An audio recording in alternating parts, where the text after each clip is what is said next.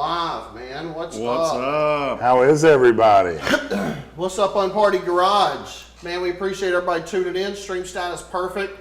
Guys, if we go down, just stay with our Facebook page. We've gotten pretty good at going down these days. So if we go down, we're going to be right back up within 5. I got to be honest with you. I stay down longer than 5. You know, that's why the ladies love me. We didn't wait for the joke. Oh, of course not. So what's up, man? So we'll give it a few minutes to get everybody a second to tune in. I'm gonna post something on my page real quick, let everybody know that we're going live. We got some cool stuff. You know what I was gonna say? If this is your first time tuning in, I want you to know what we're about. Unparty Garage. We just try to bring current topics and tough issues and get on here and talk about them with an open discussion. Our goal is not to tell other people to think what to think. We all usually disagree on subjects in here, but we just want to show everybody how to facilitate an environment, you know, where we have open discussion and we can talk about things openly in a classy way. In a world where everything's so polarized, we try to bring people together. So that's what we're about, man. We're about polarization. We didn't know that word. We just Googled it and thought it was cool. Bring it up. You were supposed to use it in a sentence. Polarization. Sometimes I worry about the polarization of the polar bears. I find it polarizing. Why is this thing lying, man? But only when I'm at the polar.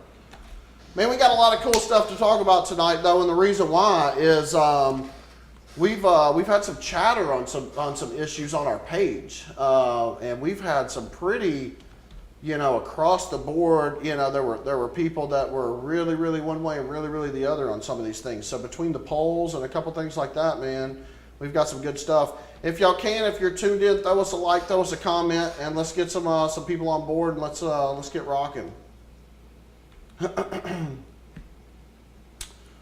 So what's are you guys excited about football season over here? I don't watch football. I watch a lot of football, and I'm pretty excited about it. You do watch a lot of football? You quit watching it. Yeah, I quit watching football about 4 or 5 years ago. 4 years ago, something like that. Because you felt like it negatively impacted your. Well, that's tough being an Auburn fan, right? Actually, I went out on a high. We beat good. Alabama that year. It was the kick six, the kick return. Oh yeah. We went to the national championship game. I went out because, man, I would get so angry when Auburn would do poorly. I would seriously get angry, and then you spend the rest of the week, you know, people rubbing it in your face and stuff like that. Yeah. And not only that, but like I would see how, like, especially that whole year that we played that year, we were pulling things out of our ass. You know, it's not because of superior play. Yeah. It was because, I mean, that one Georgia play where the ball hits off the helmet and that's how we scored, you know, it was luck. And so edge of your seat kind of stuff, the stress levels. Yeah. And I finally realized that my happiness shouldn't hinge on whether a team of 18 and 19-year-olds did well on a football game, you know. And so I just kind of set it down, and I've been happier for it. Now, I mean, if you can say that complete apathy is happy, it's just out of mind, out of sight, out of mind, and then I just don't worry about it. What's funny for me is I'm 45 years old. I'm old. I'm a grown-ass man. I am. I'm a grown-ass man. I still look at college football players and NFL players and think they're all older than me. Yeah, but they're fucking 18 and 19-year-old kids. You got people that are betting their life savings on these games, and these are 19-year-olds. They don't even have a fully formed frontal lobe. No. Frontal lobe's got another, 6 years? Well, it'll never fully form. They're hitting each other with Yeah, absolutely. I mean, concussions. They're going to go crazy at 35. Yeah, you know, and start killing people. But I set it down. But now, there's a trade-off to it. That night that Auburn, you know, ran that field goal back and fucking scored. Those moments. Oh my God, what a high! You know what I mean? I think I ejaculated in my pants when it happened. And while there was a mess to clean up, some would say, well, worth it. Well worth it. You know. Let me say this, because I don't know if we haven't talked about this on air. It's one of my favorite subjects. I am from Orlando. Welcome. Thank you. Welcome. Hey. In Florida. Enjoy the state.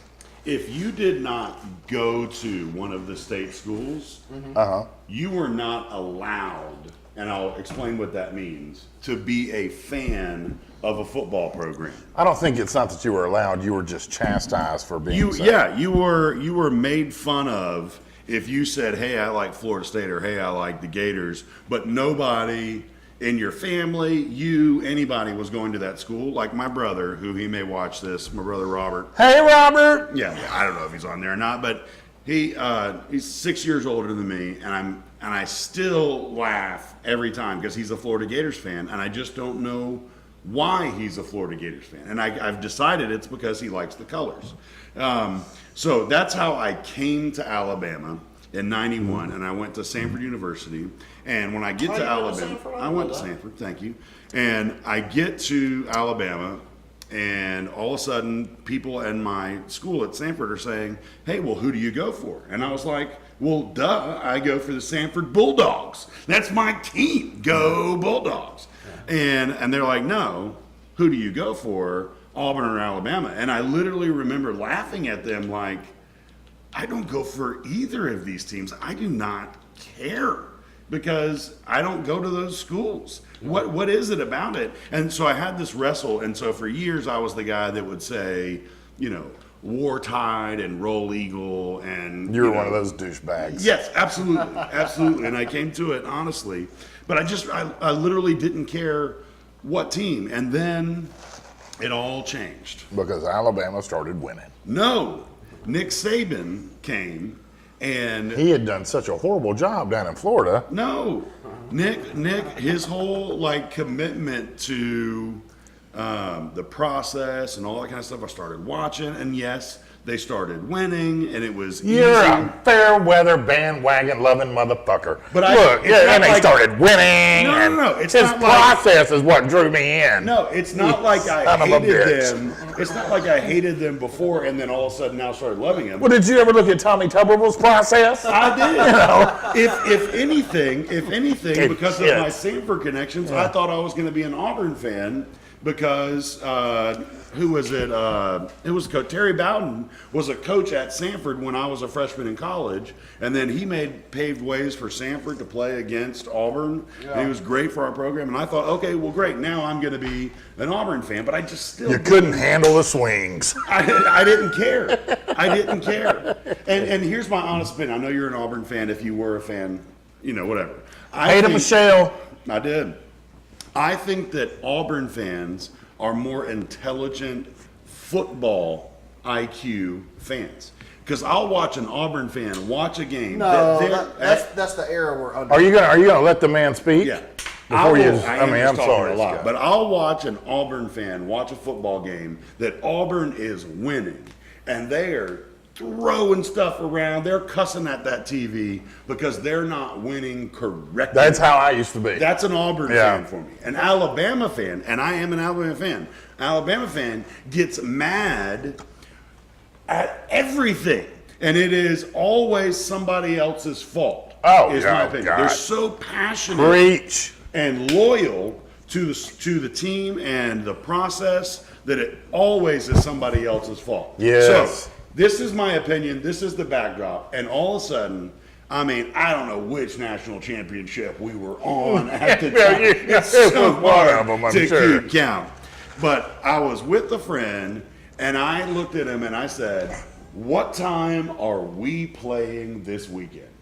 And I turned around and I looked at myself, and I was like, Did I really just commit that cardinal sin? I just went from being a casual observer of these two sports to I got to get my suit pressed because I'm getting on the bus with the team. Yeah. Because we are now playing some football this weekend. And I've never looked back, and I've been so proud to be an Alabama fan. And then I did get to teach a class one semester at UAB, which is part of the University of Alabama program. Oh, you were a now Blazer, I'm yeah. a fan with ties to the university. We accept you, first of all. Second Thank of you. all, I'm going to argue with you. In this Shocker. in this era, Shocker. in this era, you're right. There's a lot of fair weather Alabama fans, and a lot of those people, if you go Came watch from Alabama Florida. football with them, it's not like your Auburn friends, because your Auburn friends, as bad as they've done most seasons, I mean, they did decent last season, they did decent a few years ago with Cam Newton, but most seasons, By decent, does he mean the national championship? National championship with Cam Newton. That's what I was. No, it's and they did decent. Yeah, but we don't get it. That's the praise Auburn fans give from. Oh, they were decent my there God. with Scam 'Cause you were- Newton. 'cause you were Oh, praising Scam them. Newton, they were decent. Scat cat, whatever. Yeah. They did decent. Look, my point is- I mean, yeah, that big ass trophy now, Alabama. You know what If we you want? They're watched fucking Alabama decent. football with me and my friends, where Yes. we grew up watching Alabama football for the last 15, 20, 25 years together, Pre-Saban. way before Saban. Yeah. Yeah, I mean Gene Stallings era. Yeah. David Palmer, George T. Oh yeah, man. Well, yeah, but where y'all were watching it is different. Anyways, my point is you would not say these guys are not like Auburn people because they don't care about the game or know the game as much. I think you just watched it with some fair weather fans. No, I'm saying just it is a thing of and I'm talking about the last 9 years. If you talk to a Auburn fan, they're going to tell you our problem right now is we got too many quarterbacks. We don't know who's playing. Yeah. We don't know what our plays are. We're not a team. We're not gelling. They're mad at how they're playing football. And when Alabama loses, it's, oh, well, we had some issues and they cheated, and they did that. And I'm not saying Sorry that that's you've got all. some friends that are I'm not douchebags. saying that's all. And I also, hey, long time listener, first time caller, Paul. You listen to those people too, and it is.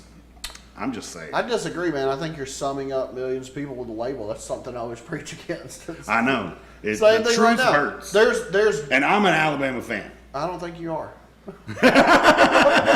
Disagree. You're a Sanford fan. We discovered that. I know. But no, I'll say this. I'm a Nick Saban fan, and he would agree with me too.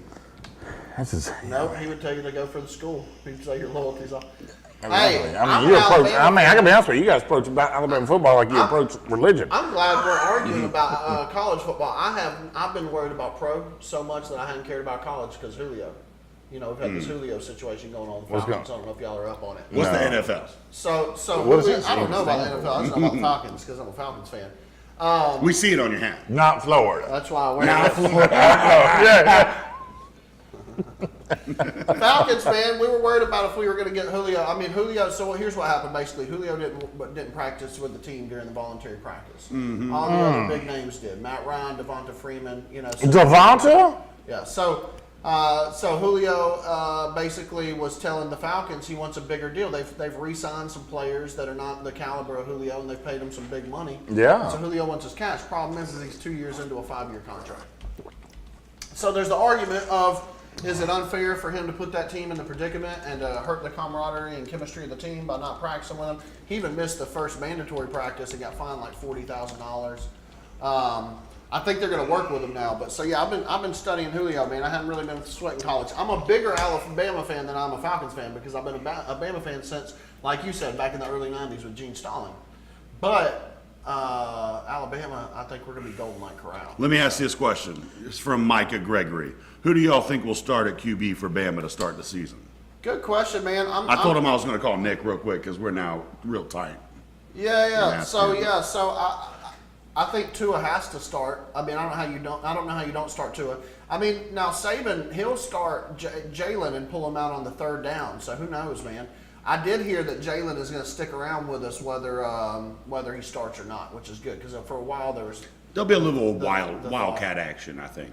That's what I'm saying. I think we'll keep him around, but I think you got to play Tua. So what's your call? What do you think? Who's going to be Tua?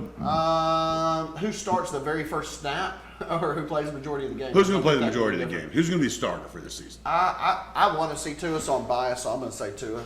Okay. Danny, do you care? He doesn't watch. I don't even know know who enough. these people You know are. enough. Does Cam Newton still play? I have no idea. All right. I'm gonna say no. I will say that I'm gonna say this. I thought Jalen handled himself very well. During the game, yeah. Not only during the game, but he was clearly outmatched in the Auburn-Alabama game, and he didn't have all his weapons. They were out on the field too much, in my opinion. They were hurting the defense. See, here I am, an Alabama fan. I'm making excuses, all that kind of stuff. It happens. Huh? Okay, good. However, but what I think is this. Yeah. I think if you look at his body of work pre Jalen? the Auburn game, I mean, he was huge to that program and did a great job. He opened up the California style long bombs. Debatably. Yeah, well, I mean, it worked, and it was with the help of the turncoat that left us. But the argument, I'm not hating on Jalen. He's an incredible athlete. I think he's a leader. Well, and he is a leader, but he's not going to go pro. And everybody that's a true Bama fan knew that there was question marks on his passing game. And really not just his ability to pass well, which is a question mark, but really his ability to have great field vision as a quarterback. He seemed to stare Ridley down. He seemed to be slow. He seemed to not be able to cover all of his receivers on the field, even with a lot of time. I like him. I think he's an incredible athlete. But you put a running back on Alabama that can complete a 10-yard pass, and Alabama's a good enough team that they're going to carry that quarterback. I don't know. Facebook. Yeah. Roll Tide and rise up. I like Come it, on. Lauren. Hey, let me ask you, what do you think? Do you think I'm being too hard on Jalen with this? I'm not trying to beat up our quarterback. A lot of people beat up on Jalen all year long, and I never got behind that. But here's the deal, though. What Jalen brought when he first showed up was Alabama was a pocket passing, quarterback program. There was no fear of the quarterback running. Yeah. And Jalen brought that extra dimension to the program. It was not there at Auburn, but it really was there the majority of the season before that. And so it's easy to jump on, it's easy to complain and all that kind of stuff, but I felt like I don't feel like he lost his role.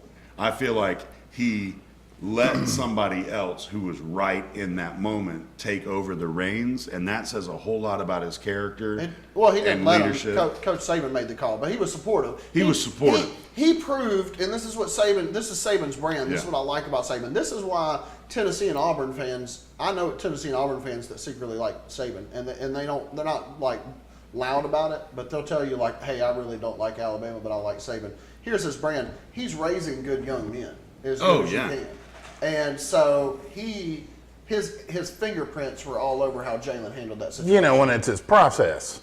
Jalen just said he hadn't watched this in 5 years. Oh, hey man, I mean, look, Scott was thinking about going to work at somewhere else, and then he saw our process. I've got a level 85 Dwarven Paladin and an 82 Shadow Priest, and currently I'm leveling a Warrior through Northrend. Although I spend most of my time taking instances in Dungeon Finder, I've held off going to Mist of Pandaria because I got burned out on in-game progression after Wrath of Lich King, and the Cataclysm content is still new to me.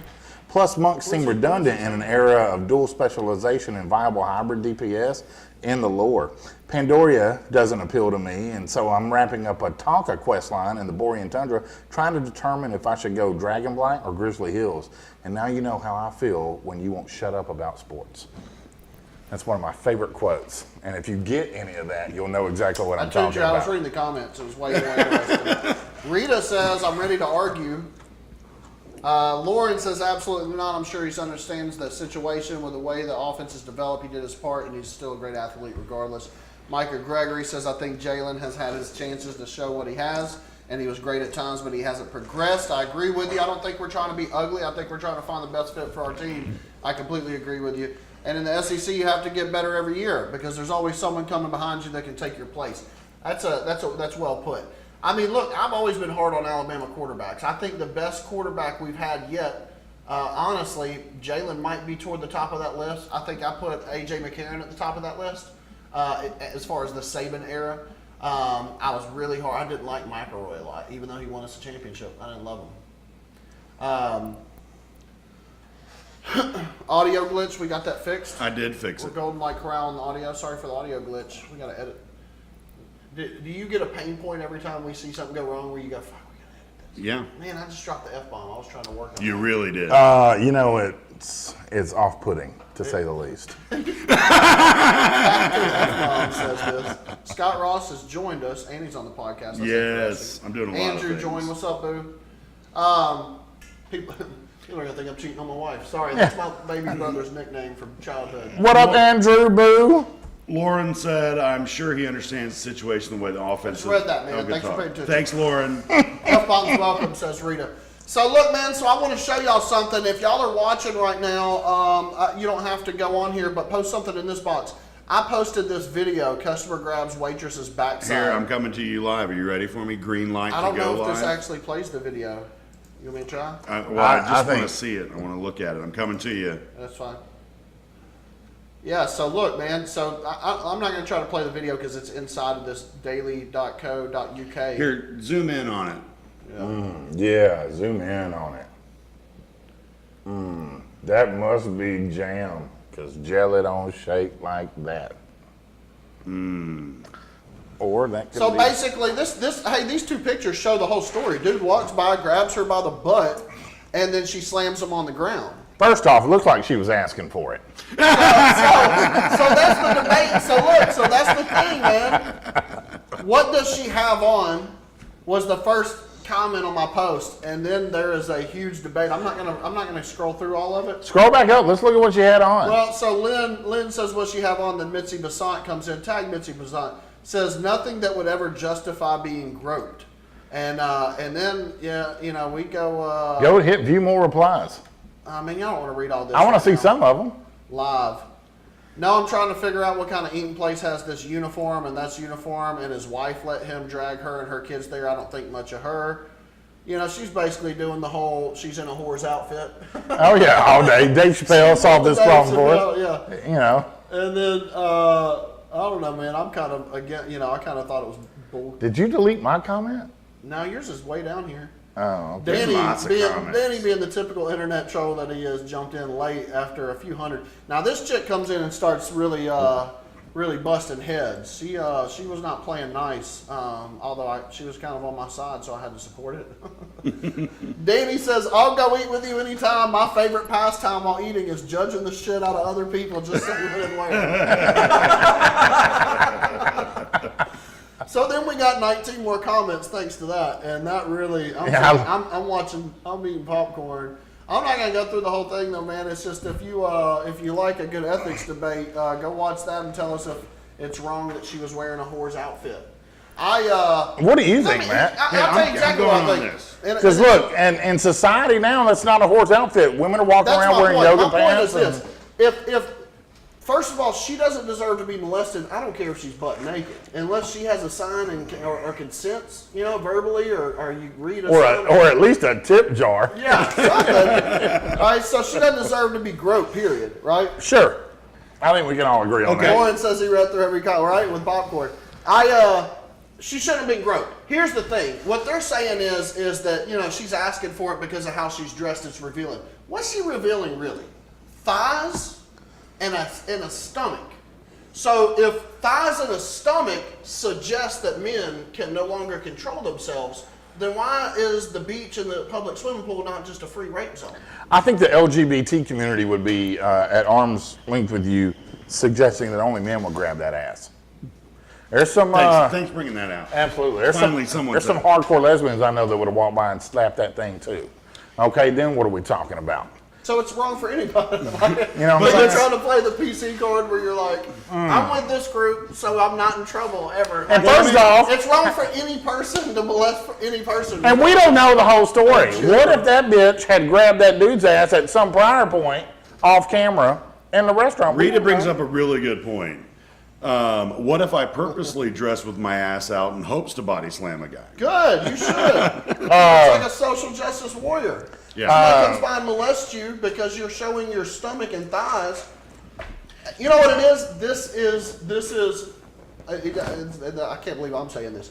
This is our. This is culture, man. This is the fact that men. We were a patriarch society up until the last 100 years, and we're still working out the kinks in our culture. I mean, and I'm not trying to be some super crazy women's rights person, but this idea that men can't control. I even ask people that I love and respect. I'm not going to say their names, but I ask people. Because I love and They said respect it's them. kind of like at church when people dress provocative and the men can't pay attention to what they're saying about Jesus. And I'm like, I'm just Do admiring you love and God's respect those creation. people? I'm like, no, you can't. You That's the can't. dumbest shit I ever heard. Hey, let me ask you this That's what I'm question. saying. You can't tell people No. how to dress. And men, Jesus hung out with a prostitute. if men You know what I'm can't saying? respect the way you're dressed, then that's their problem. That's not your dress's problem. Let me ask you this, just to take it to the extreme in unparty garage Mm-hmm. world. Let's say Thank you, Michelle. girls butt ass naked. Right. is there any responsibility on her part for being in a place where people are drunk and she's butt-ass naked? And first of all, and it's a pizza diner. Yeah, that's what I'm saying. That's what I'm saying. Like, I'm trying to create an extreme scenario like Okay. we talked about. It would be wrong because it's indecent exposure, so she's committing a crime. But my point is, it's still not okay oh yeah, that's for that guy to come up and Well, I touch mean, her. you've got nude beaches. Yeah. You know, and people aren't getting raped on nude beaches. Yeah. God, hope not anyways. I mean, I think if you suck a titty on a nude beach, it might not be in this. Excuse me, miss. Excuse me. That's why I'm playing devil's advocate. I'm playing devil's advocate, But You I haven't let me finish. Yeah. Would you? would you suck these balls? Those balls are smooth as eggs. Yes, I'll suck them. Yes, I'll suck those balls. but I think what we're I saying. love how one buzzword can be said, and me and you go to the same comedy where someone made a joke about that, and we laugh. We don't even have to tell the joke. Like we didn't have to say that. We did that for you. Yeah, we knew that was. No, she shouldn't be groped no matter what the hell she's wearing. I agree 100%. 100%. Case in point. End of story. That one was easy. We're solving problems tonight, guys. Yeah, there's no amount of less dress that a woman could do Well, I'll tell you, that would here's- then make it okay. If you do What's go, up, Courtney? If you do go back and look at that thread, What's in up, depth, Courtney? when it got interesting was Eric Floyd. Eric Floyd. I don't know if y'all know him. He lives in the UK actually, but Eric Floyd jumped on, and then he starts going down the road of, is it fair that I have to adjust my morality around people? Yes. And I said, yes. My point was, listen, it's her liberty to dress that way. You have the liberty to not go in public. That's if you right. don't It's want called to in see- public for a reason, Right. Eric now, Floyd. the moment that someone public. forces you out of your own liberty, now if someone else tells you you have to dress that way, Yeah, then that's they're different. forcing their liberty on you. But my point to him was everyone's morals are different. So your morals are not relevant Nope. unless someone else is literally bothering you physically. Right. In a tangible way. And Eric, you have every opportunity to go live like an Amish person, if that so helps you. Hey man, so look, what we really want to talk about tonight, we've got a couple big subjects. Stacy Allison. Hey, Stacy. So, Hey, Stacey. Courtney. Shake my Rex. How you doing, boo? Here's how you sounded. Hey. I'm just kidding. That sounded better. Hey, Courtney. That's what you said. Hey, Courtney. Guys, we got a poll. If you haven't voted, Hello. but feel free to just comment on here. Sugar. Hey, sugar. Sugar, It's sha la sugar. la la la la. Oh, honey, no, no. I was going All to right, let go you take for it. it. I was giving you the You was my candy Let me girl. know when you want me to go live on your screen. got me on you. I guess you can. No, We you got a tell me poll. when. We got a poll that is sugar I'm and drug. taking it live now. Yeah, you can go live. We got a poll. It's on our page. It's a lot of you guys have voted. Scott thinks sugar's a drug. You know how I know that? No, This Scott motherfucker's thinks drinking sugar is not a No, drug. he's drinking a diet motherfucking Coke, all right? Aspartame is a drug. It's good for you. I actually Aspartame ordered gives you the extra. best. Let me ask y'all a serious question. Let me migraines. ask you a serious. Scott, I'll start with you. Please. Do you do drugs? No. Okay, Scott. Now, the way you said it. Now, do you is take Exactly. That's where I wanted to start. You guys see how Do I you- did that? That's do called you a bait. take That's called drugs? a bait. I I'm- asked Scott. I'm a now listen. master at Now baiting. listen. I asked Scott, does he do drugs? Scott, before starting this program, I think I can say this, drank a beer and smoked a cigarette. He's got a vape right there, and he's drinking a Diet Coke, and yet Scott said he doesn't do drugs. Here's my problem with society today and the way we address drugs. I'm not for people smoking crack and doing meth and doing these drugs where you can statistically It's prove because you're a judge. that it hurts you. No, but listen, we say medicine or we say drugs or we say food, depending on the connotation that we want the viewer or interpreter to see and hear and respond. So if I would have said, Scott, do you take medicine? He would say yes. If I say, Scott, do you do drugs? He says no. When you say no, you're lying. Now, I'm not saying you're lying like a malicious liar, but You that call- is Well, how, no, that's how uneducated my we integrity. are. It's not. about It's, drugs. well, I would say it's not uneducated at all. I think it's when someone says, "Do you do drugs?" It's your mind automatically goes to A projection. those illegal drugs that are illegal that or Yes. recreational. Yes. No one automatically goes, "Do you do drugs?" and their mind goes straight to Zoloft. When I say, "Hey, But do it you is do a drug. drugs?" I mean, When I take a agree drug, with you. when I take a drug test at work, they're not testing for Zoloft and Vyvanse. I agree with you, but I think that's a problem in our society. No, I think you're arguing semantics at that point. No, Vitamin C can be construed as a drug. Okay, but let me say this. Let me start here. Please do. Some of the most dangerous drugs, if you look at the death toll in America, Sure. what's killing the most people? Obesity. If you had to put drugs in that mix, we'll argue sugar in a little bit, but I would say sugar's in there. When you Sure, look at absolutely. all the crap.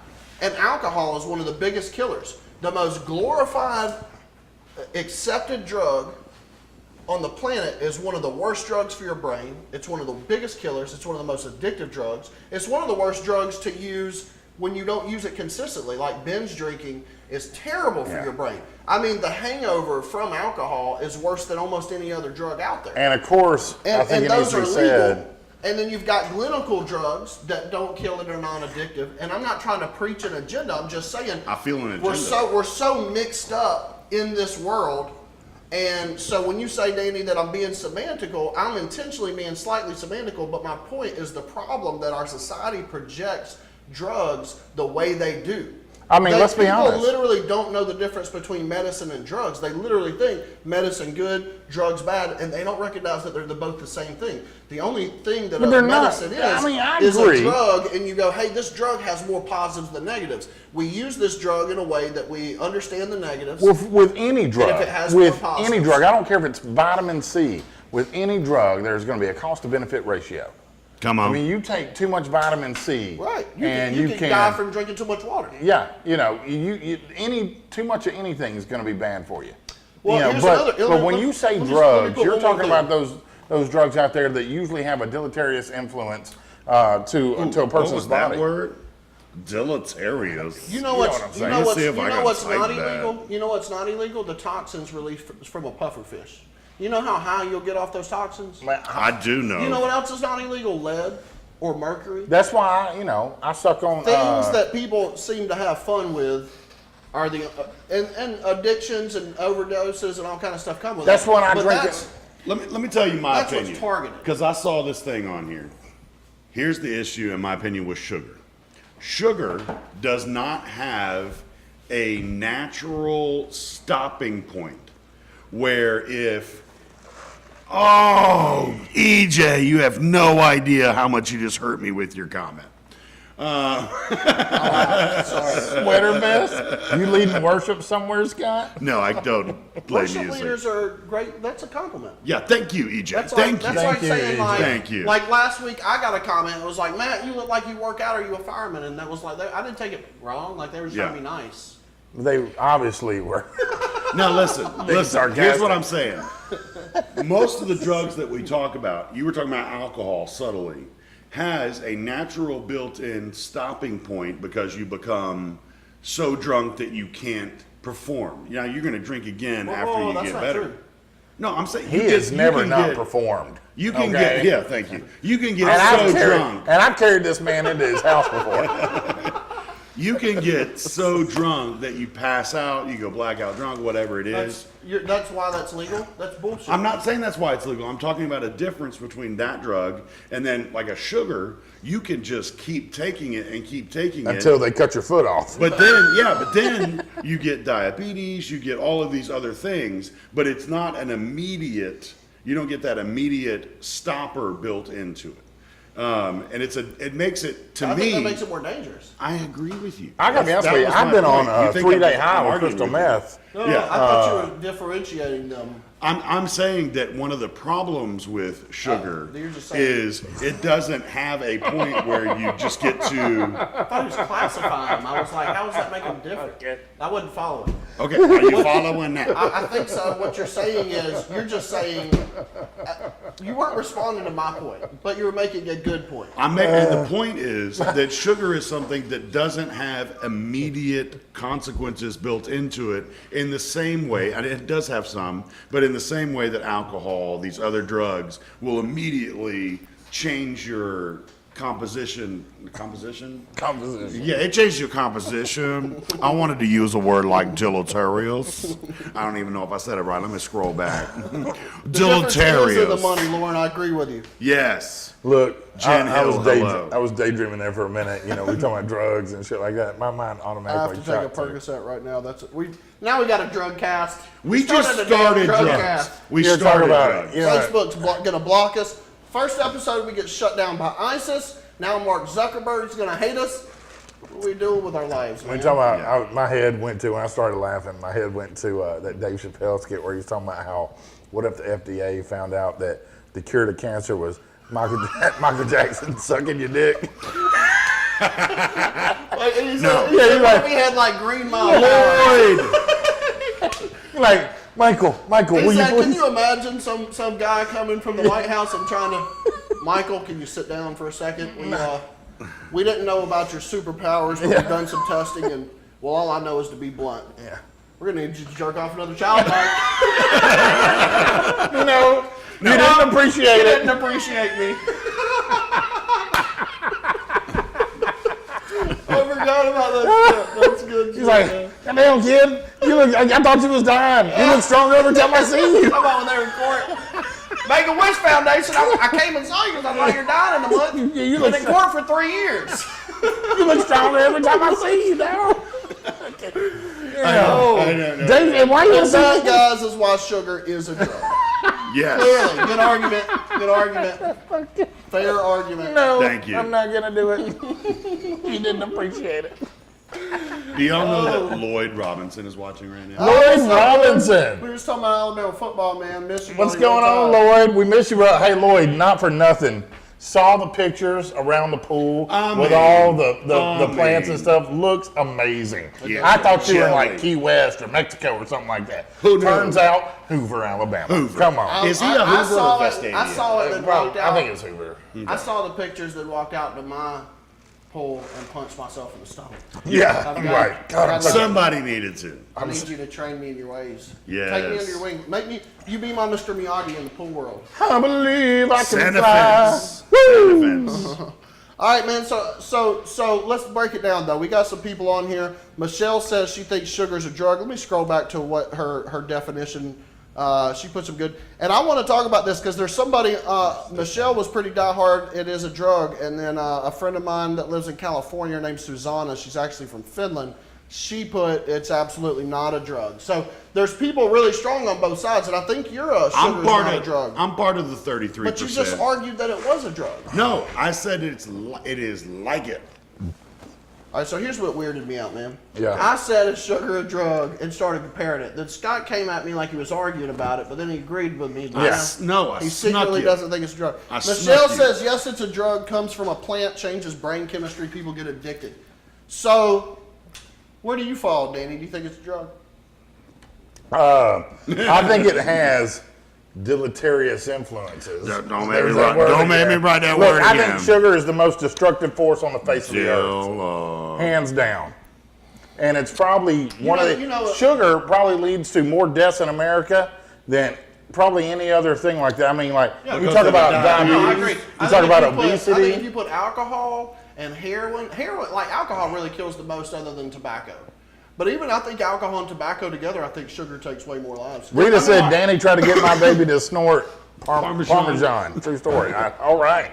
Hey, no, let me say this. that was cheesy. Yeah. Hey! That was good. All right, here's where I'm gonna be controversial. I know. I think excess is the problem, not sugar. Sugar leads to excess. All right, look, let's talk about it. So sugar, the advent, when you were talking about cereal back in the 1920s, right? It was very... Sugar Crisp No. cereal, Sugar cocoa. before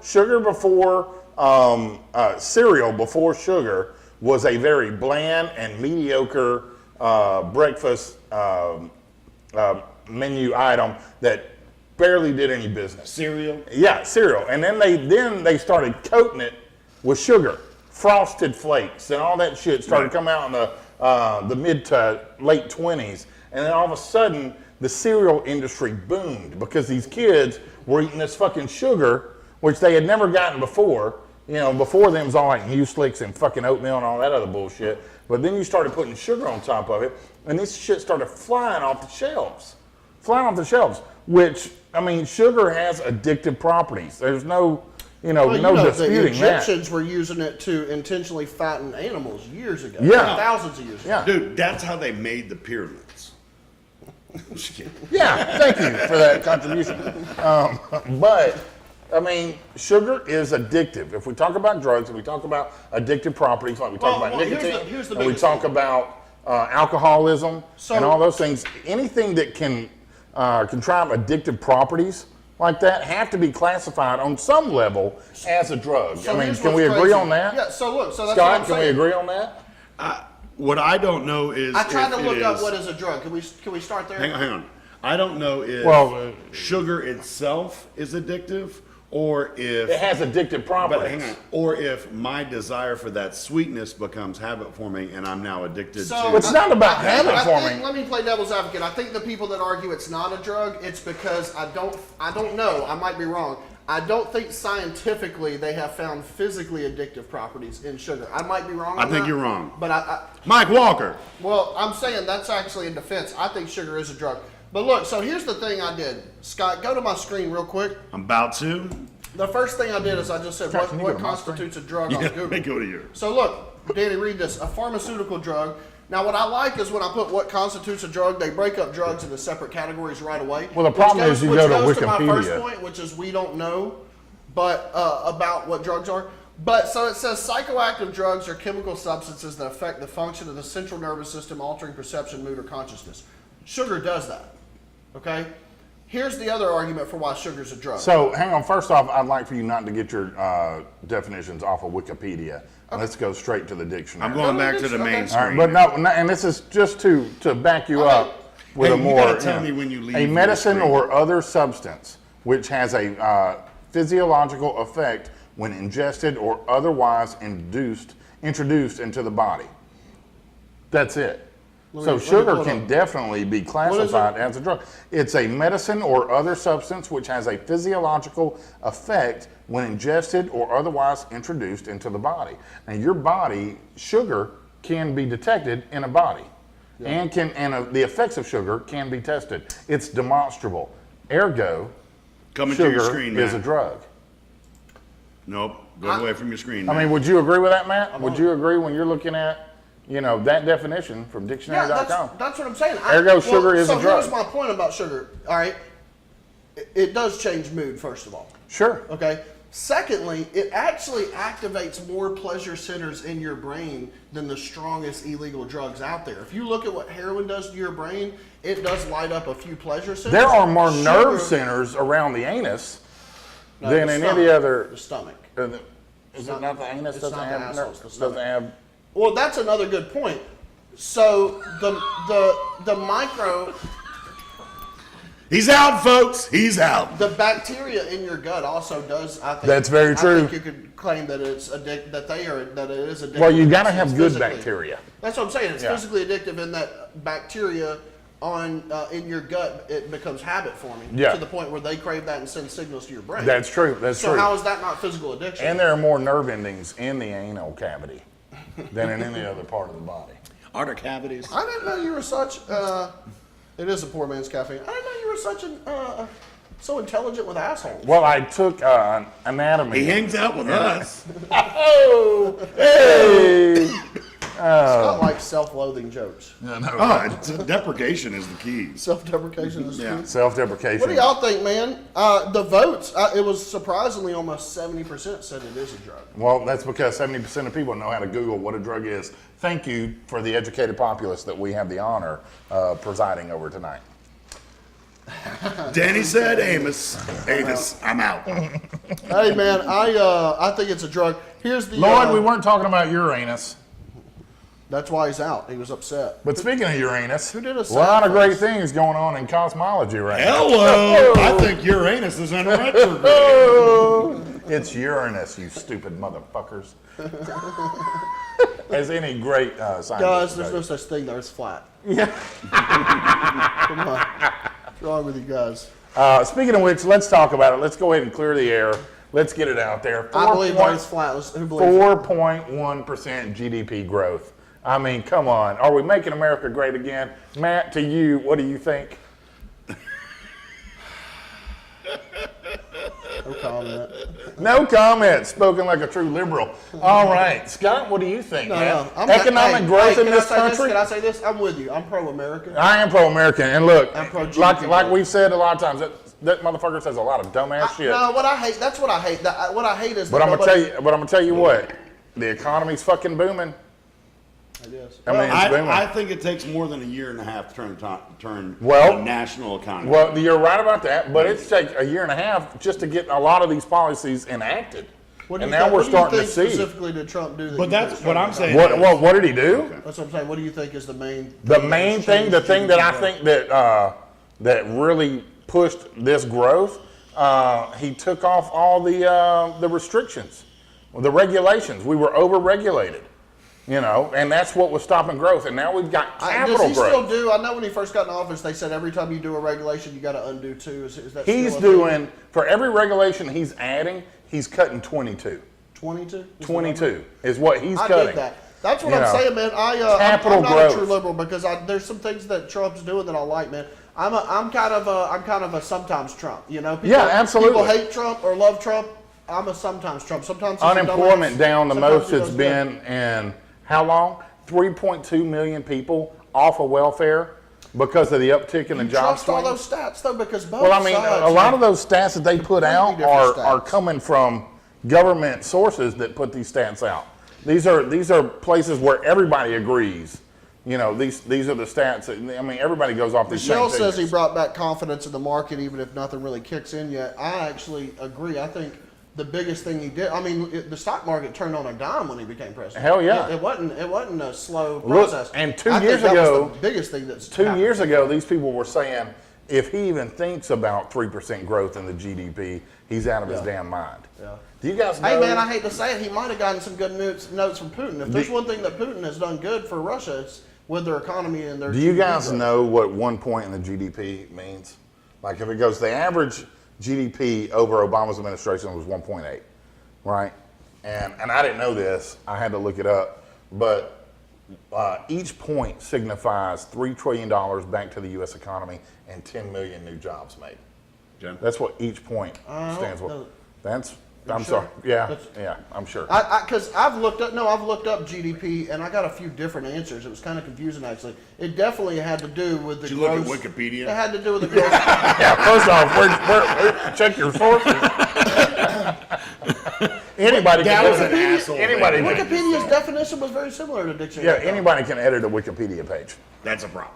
I'm not saying that it's the gospel. I'm just saying it Well, gave a fair. I'm just definition saying, about I've seen you drugs. edit. You can go in and check those footnotes. Matt Bailey's names are all over. I know, man. That's why I was referring to it. I wrote the definition before we went live. I know it's right. Here, let's go to this random website. I'm just saying, the economy Fact has checking. taken an amazing turn for the better. Granted, we're going to wait, and we're not going to shout too high because we want to see what second quarter or third quarter earnings are. But I mean, you have to, manufacturing's coming back. Yeah. All those jobs. I mean, he's doing everything that those motherfuckers said he wouldn't do or he couldn't do, and yet they're all still fighting against him. I'm gonna come back. All the left wants is to get him impeached and to no Democrats voted so let for me the say tax this. cuts. I'm not a huge Jordan Peterson fan, but he says some good stuff. But his voice kind of bothers me. Yeah, I know. I don't like you that know, voice. Canadians. No. I just don't like his voice, man. It's screechy. It bothers me. But They Jordan, don't sound American. but Jordan Peterson made a great point. What'd he say? He was on the Bill Maher show a while back, and Bill Maher was talking about wanting to impeach Trump, and he said, okay, you don't solve the problem. What happens after you impeach Trump? All the people that are identified with Trump, there's about 40% of the country that are just diehard in love with Trump, or 40% of the voting populace, we should say. Probably not 40% of the country. Probably more like 24% of the country. Well, it was But- 50-50, pretty much about 50%. but about only like 50% of people actually voted. Sure. So 25% of the country roughly. But he said, look, you still have all those fans, and they want a Trump. Trump is the response to a symptom out there. I'm not saying it's a good symptom. I actually think the biggest problem in our world today is the Trump fans, but it's also the alt-left that's just as bad. I think it's the polarization that's actually so terrible in our country today. I don't think it's left or right. I think it's how far that pendulum keeps swinging with each election and the polarization on how we're tearing the American people further and further apart. Well, so I'm going to ask you this. If you got an asshole in the office, Democrat Danny's or back Republican. on anuses. No, if you got an asshole in the office, whether you be Democrat, liberal, or Republican, whatever. If he's an asshole and nobody likes him, but the country starts grinding into gear and starts doing a lot better with him behind the wheel, and jobs are coming back, unemployment, 3.2 million people are now off welfare because there's so many jobs coming back. I mean, at what point do you go, well, I mean, I don't like his ass, but holy shit, it sure is good for business. I could sit here for hours and go down the list of things that I think he's done great and go down the list of things he's done terrible. Absolutely. But I will say, you have to agree that he is putting America first. And a lot of, especially with the trade deals. I'll say this. I think he has a hard time putting anything above his ego. But past that ego, I do believe actually, and this is where a lot of people would disagree with me, and this is why I'm not a far left guy, because the far left would disagree with me. I do agree that I think Trump deep down is trying to do this for some sincere interest and patriotism. Like I don't think he's in there trying to line up the regulations for all his businesses to go more successful. If you were going to say that, you would have to say it. Trump wants to be seen as the greatest patriot ever to be patriot. Well, I mean, to know whether he truly wants to be patriot or not is yet to be seen. He wants to be. I don't think you put yourself through what he's put himself through. All I'm saying is I think a lot of people that want to be president want to be a president because it's a good career move. Yeah. I do think that there's a side of him that is trying to be patriotic. Duty. Sense of duty. Yeah, but I think he's very egotistical. I'm going to go back to my JFK used to fuck the shit out of Marilyn Monroe, but he was a good president. Come on, I mean, you take the good with the bad. Hey, I'm gonna duck the Benny Boom box. Forget about it. Hey, I'm going to go back to the government is here, and part of their job is to manipulate the economy, the American people, and everything. And everybody always says that in a negative way, and I always say that in a positive way. I think if people felt like we were moving in a good direction, whether we are or not is secondary. Placebo? Yeah, no, I think it is. I don't think there's been enough time, and that in our current two-party kind of system, there is enough time to really radically change the actual economy. Okay, so here's what he did. Hang on, pause. Okay.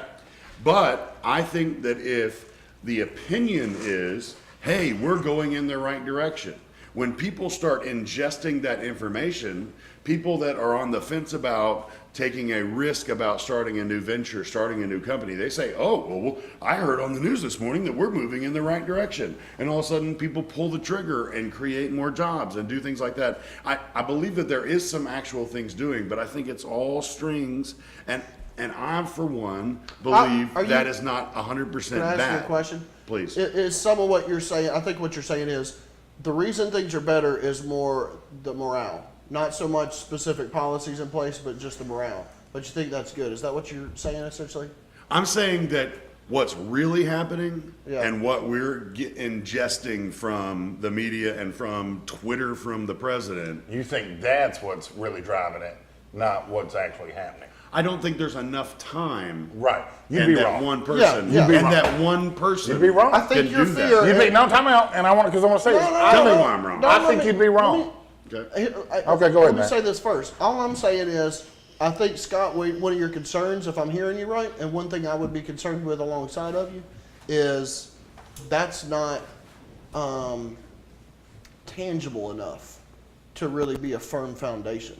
No, I think that's that how. That can turn on a dime. But I think that's how pivotable, that's a new damn word. Yeah. I think that's how pivotal our economy really is. I think that, something could happen in China that has nothing to do with us here, and we would react to it so negatively that our economy could fall apart. I mean, I can't speak words.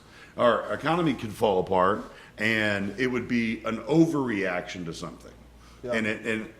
And we're thinking about what it could cause, and that creates us to have fear, and we stop doing something, and then all of a sudden we get good news, and all of a sudden the stock market goes up and down. There are a lot of people that follow the stock market, based on on day traders and things like that, where they're looking at trends and you're talking about speculation. Yes, and that's what you're talking about. But here's where I would say there are a few fundamental differences. A lot of this is based off corporations, capital funding coming back to our shores. Apple bringing $230 billion back themselves. A lot of this stuff would not have come through. None of this stuff would have come through had it not been for the tax breaks. Okay? The tax breaks that got pushed through the House, all right, with not one Democratic vote. All the Democrats, nobody voted for it, but they got it pushed through. And that's what's got all these big companies coming back. And in this quarter, they're building these manufacturers. All right, they're building all these things. They say, look at Athens. Athens getting the Toyota plant and stuff like that. And what's that going to do? Then they're going to start, demand's going to go up. And they're going to start fucking, people are going to start buying these cars. Property's going to go up because, people are going to be moving into the area. It's good for the economy. And that wouldn't have happened had he not cut the taxes. Second, regulation. All these regulatory issues that were stopping people from pushing these pipelines through. When you talk about liquid natural gas, which is the biggest thing since sliced bread for our country. Man, that pipeline was kind of dirty, though. Well, the pipeline, we didn't have the infrastructure to be the oil-dependent country that we need to be because of all the regulations. So the first thing Trump does is executive order, let that motherfucker come through. And then everybody pissed off everybody all over the environment, this, the environment, that. But it opened the door and creaked the hinges, and now everything's starting to roll. And all of that is why you got a 4.1 GDP percentage right now. All of that is. And so, yes, it takes a year and a half to get the ball rolling, but a lot of that is regulations going away, executive orders being signed, kicking things into gear. It's important to realize that this didn't just happen because of speculation. It happened because I don't know, man. You look back historically. Bill Clinton looked like one of the best presidents ever on paper because of the .com boom. Is that really because of Bill Clinton? Well, I mean, we suffered more debt. I did not start the .com boom. Well, Bill Clinton also gave us NAFTA, and its long-reaching effects. We're still fucking feeling, True. But look at, what did you think about, what Trump said? What do you think about what Trump said to China? About Scott leaving already. What do you think about Trump? What Trump said to China about fair trade? I'm worried about it, but that's because I manufacture products in China that I sell online. But all right, so you have but here's the thing. It depends. He's not talking about putting tariffs on everything. But he's talking about America first. So when we ship a car to China, when we pay 25% of that to China in tariffs, 25%. When they ship a car here, the 2.5% we're supposed to charge, we don't even collect. Is that fair? No.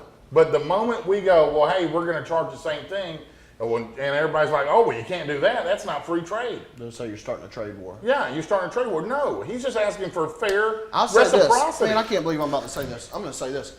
Trump is a divisive, egotistical doofus. But I actually believe that when you turn that camera off and he's not trying to be an egotistical maniac and a media whore, I actually think he might be decent at doing deals. Yeah. And that's the one thing I'll give him is I think, and here's why. It's because I think he has found, Scott said on our last one that he usually has the biggest checkbook, which is why he's not a great negotiator. He just has the best means of negotiation usually when he sits down at the table. Which is true. Sure. You sit down, you and Scott sit down with a billionaire, and we're trying to negotiate a lease for a building to do our podcast. He's got all the power. He's got all the power. But I'll say this, successful business people know how to walk in a room and find a situation where everybody wins. Sure.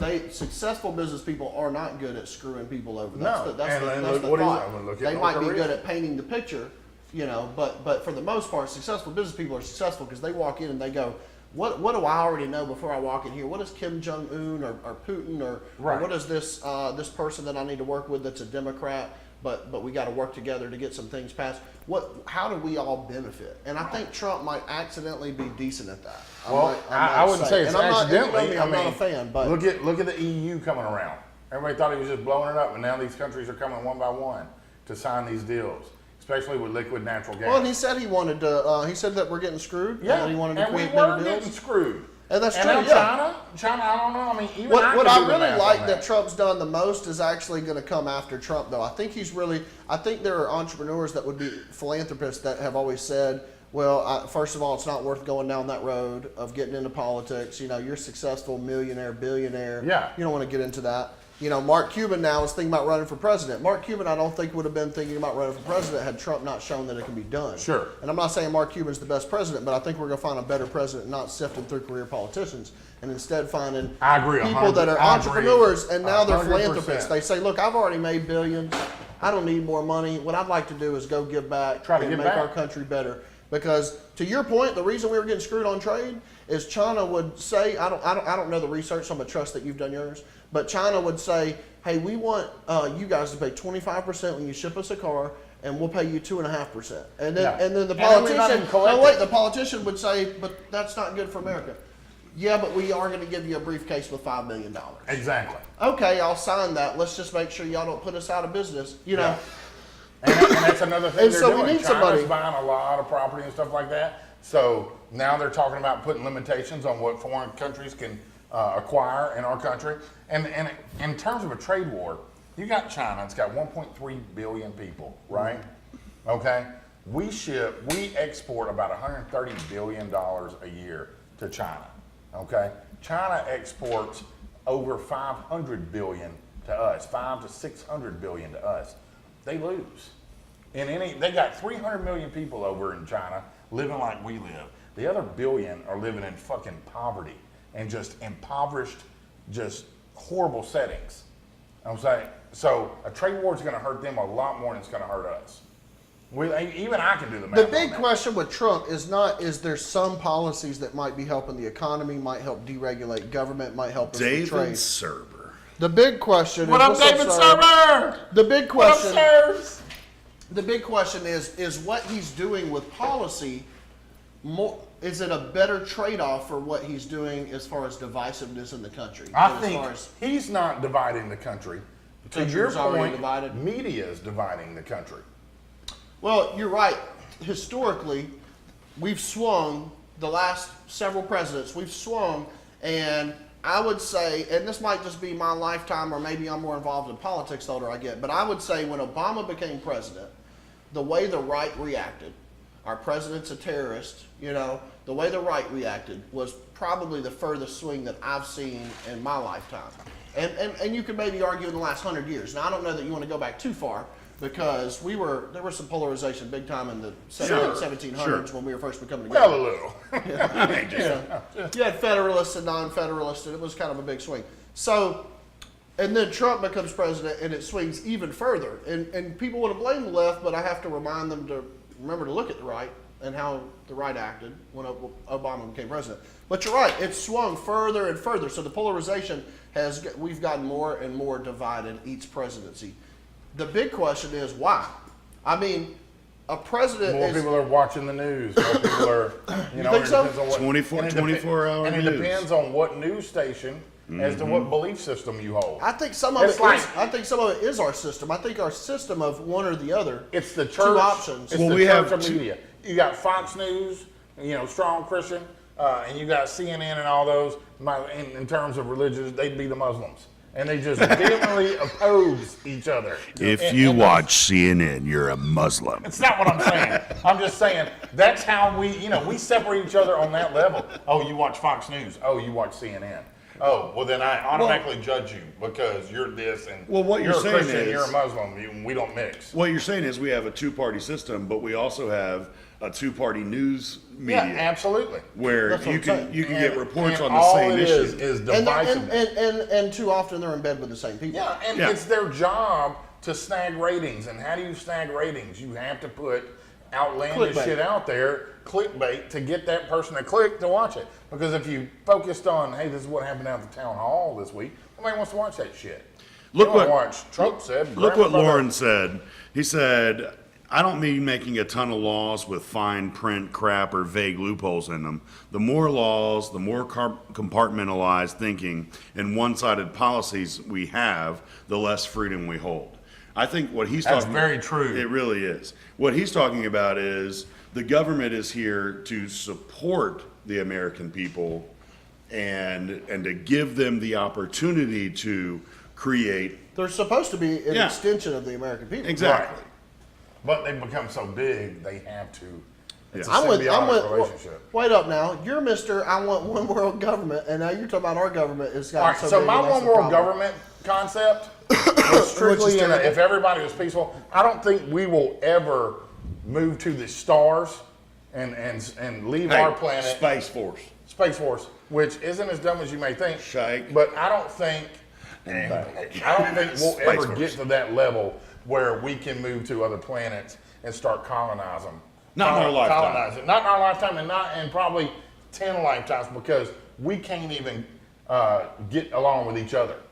You know what I mean? And one country. I like what you have to say as far as you don't like the labels and how we nationalize and how we tribalize our nation. We should be thinking of ourselves as the human race. We should be citizens of the earth. Yes. Before we're American. Like, I like what you said where you said I shouldn't think of this person as a Mexican. They just happen to live a couple hundred miles south. Exactly. They're still just a human being. Exactly. I like that side of it. But they look different, Matt. My problem, I'm with that. We could call it Section 1 and Section 2 and Section 3 of the Gamma Quadrant, and we don't have to call it, like my Toy Story reference. Yeah, thank you. But we don't have to call it nations, and I'm with you. I'm anti-nationalism too. I'm just completely against creating more world power. I don't disagree with that, And but you have to have some form. You would have to have some form of authority. Well, government. No, I think government's supposed to provide checks and balances. So okay, so But I think they should be very, very limited. I'm with okay, Cody. so have with you on that small over government. one world. You can't have that. I think there's a way to do both, and I think there's a way to end the tribalism and end the nationalism. I think a lot of that comes through education, but I don't know. I don't agree. If there's a way for our powers to work together, but no, I don't agree with just one world government. I think that's because you haven't had it. You know, we've never seen it. You know, I mean that's really what it is. We've never seen it. I mean, Europe's probably seen it at some point in their. I mean, the Roman Empire, you know, for the most part, or Genghis Khan, who had more land than anybody. I mean, it's pretty much the known world. Yeah. You know, everybody ruled under one thumb. Yeah.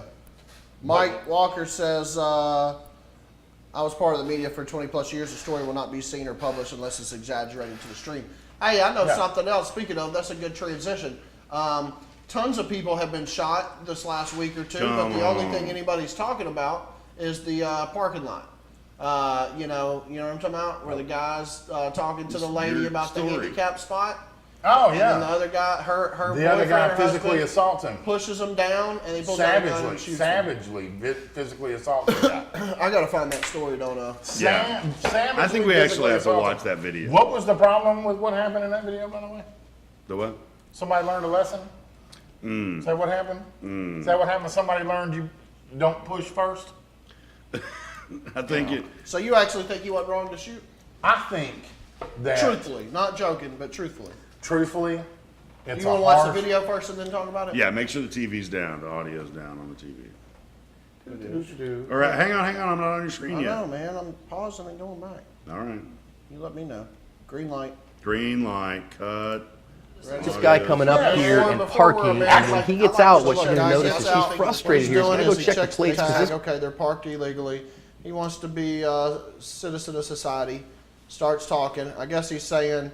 He's now, mad she's parked in a handicap. Here's what I'd like to know. I don't know what was said. Is he saying parking? cuss words? She's parking in a handicap spot. Okay, but is he saying racial slurs or is he being really kind and polite? Well, we don't. Nobody know. I mean, like because if some dude's talking to my wife, there's like now look where his hands are.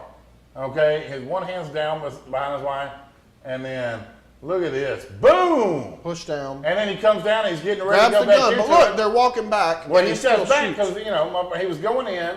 And then the dude pulls a gun. And he's like, "Ay, not in the chest." All right. So I bet that motherfucker won't push nobody else. You told Vanessa on my thread that you were just joking, but now you sound pretty serious. So you think he was not in the wrong? No. Truth. In all honesty, without the jokes, should the guy have shot him? Personally, I don't think so. Especially if you're going to shoot him, not a chest wound, But when he pulled the gun and the dude started backing up, I think at that point, exactly. That's where I'm at. He had every right to pull a gun. I don't know what was said. However, you know what they say, and every OG that I've ever talked to says, "Sorry, son, once I pull it, I got to use it." I mean, otherwise you ain't gangster. Yeah, because here's the issue. You know how much street cred you would have lost if you pulled it and didn't shoot? No, here's my honest opinion of it. There's a law, a stand your ground law. Yeah, and he couldn't even get up. The dude was towering over him. Hang on. I don't see what the problem is. Are you still? Yeah, okay. There's a stand your ground law that allows for someone, if they feel threatened, if their life is threatened, to pull a gun and shoot to protect themselves. Did you see how that dude pushed him? I'm not disagreeing. I'm saying that's what the law says, is he's allowed to do it. So we're not arguing whether or not. Yeah, because the law said that man's free and clear. Yeah, The law we're does not constitute morality. We're not arguing whether No, or it's not not about- this I don't care what the guy law is. was allowed to do this or not. I'm not arguing that. Because in the state of Florida, I'm arguing should he. Well, now let's take that picture back and let's go 200 years in the past or 100 years in the past in a Wild Wild West. If that shit would have happened at the OK Corral, you know that dude ain't walking out of there. I'm your huckleberry. You know, I'm your huckleberry. You know, if that somebody Say had pushed when. Danny, Doc when you weren't Holliday like joking, you that. said it right. He got assaulted. I don't know. Here's the big question. First of all, was it his place to go hold someone accountable for parking in that spot? As a citizen of the I world, think it was. Okay. I think he should have been like, hey, you know, you guys aren't, man. He could have maybe done it in a nice He could way. have done it, and we don't know that he didn't do it in a nice way. What we do know is this dude came out and didn't care about that. Not one word was spoken. All not he one saw L. But that was wrong some doesn't make it crack-ass right. That crack. wrong he's doesn't pointing make it at my right. wife. No, but look at this dude. I mean, like, he just walked straight up, no words, no nothing. Violence solves everything. Boom. There you go. Violence will fix this problem for Okay, me. he Oh had- shit, he's got a bigger stick. And now violence didn't work for once in that dude's life. Violence didn't fix the issue. I don't think he deserved to die. Well, you know what? Maybe his friends will think twice. You don't just go fucking, look, you don't just go fucking physically assault somebody. I don't give a fuck what your No, he problem was. is. Look, At they're what not. point? Danny, hold up. They're not binary. He can be wrong for physically assaulting someone and trying to handle things that way, and he can be wrong for shooting him. So let me ask you a question, because I agree, and I've already said on record that I don't think he should have shot him. Okay, once you pull the gun, Yeah, he should have pulled the gun. He pulled the gun. When he saw Get the fuck if they back. were if he pulled that gun Yeah. and dude tried to run at him, he should have shot the shit out of him. Right. But when he So- pulled that gun and a step back was taken, I honestly here's Now- what. now here's- Hold up. Let me say my part. Here's what I think that video suggests to Right. me. While he was wrong to push him, I think he wanted him to push him. I think when he went and talked That's about just that, ignorant. no. I think when he went and talked about that handicap tag, he knew about that gun in his pocket. Okay, and I think when that guy came out and pushed him, I think there was something in his head that had already been premeditated to some extent. I'm not saying he was looking to shoot somebody in this instance, but I'm saying overall, he had decided if anybody ever pushes me, I'm pulling this gun out. I'm gonna show him who's boss. Okay, so what if he'd have pushed that dude down, that dude would have knocked his head and never got up? He was wrong for pushing him down. But but people look at it as, oh, he just pushed him. Well, I mean, older dudes break a hip, it's over, Yeah, stuff it's like wrong. that. Very wrong. You know, Dude should go I to mean, jail. that wasn't just, hey, get out of my girl's face. No, That he was shoved him to the ground. I mean, that he was could have a busted hard- his head open. Yeah. But he was still wrong for pulling the trigger. Well, what if he hadn't had that gun? What would have happened? You think that dude would have gone down on top He of should him? have had that gun. That's why he But should what I'm have. That's saying, why he do has you- the right to bear arms, by my opinion. Yeah, but do you think that dude would have gone down on top of him? Because he was pulling his pants up, getting ready to go back in on him. And He was then he about, pulled the I gun. think I don't know. I don't know how much. I mean, you can't. That's a Now- lot of now that that's a being lot of said, assumptions. That being said, I don't think the dude should have been shot in the chest. Right. You That's know, all I'm saying I think, too. But we also don't know if that dude really feared for his life or not. Hey, but I'll I tell don't you think his life this. was in danger either. I'll take But a it's hard, different. It's hard to and agree with this or not agree with this. It's hard to determine when your life is in danger or when not. When you're I disagree. I situation- disagree. I think he pulled How many that cops gun. die I every think he year? pulled that gun and shot out of vengeance. How many? I don't think he know shot that. out of You're safety. speaking out of your ass. No, I'm not, man. I've seen the videos. You think Hold that up. man? No, that's not fair that I'll Hey, let you we're- talk and you don't let me. So let me finish what I'm saying. Okay. I've seen the videos where cops have to make a half-second decision, and they literally can say, man, I thought he went for his gun. I didn't know he went for his cell phone. There's times that our cops get demonized, and they didn't do anything wrong. It was a split decision, and they really were fearing for their life. That video, that playback is real time. In real time, I think once he pulled that gun, he could look at them and see that they were no longer coming towards him. I do think he had enough time to notice if they were coming towards him or not. Yeah. So you could call it an out of bias decision all You you can't want. say the motherfucker shot out of vengeance. I'm just saying, okay, it might not. You It's, don't it's know that he never, didn't- It's never fair to You say don't motives. know. I'm guessing. Yeah, I'm you guessing. don't know that he didn't actually But fear Mike, for his life. I do know. I do. You can look. We can look back. Okay, but look, here's Danny.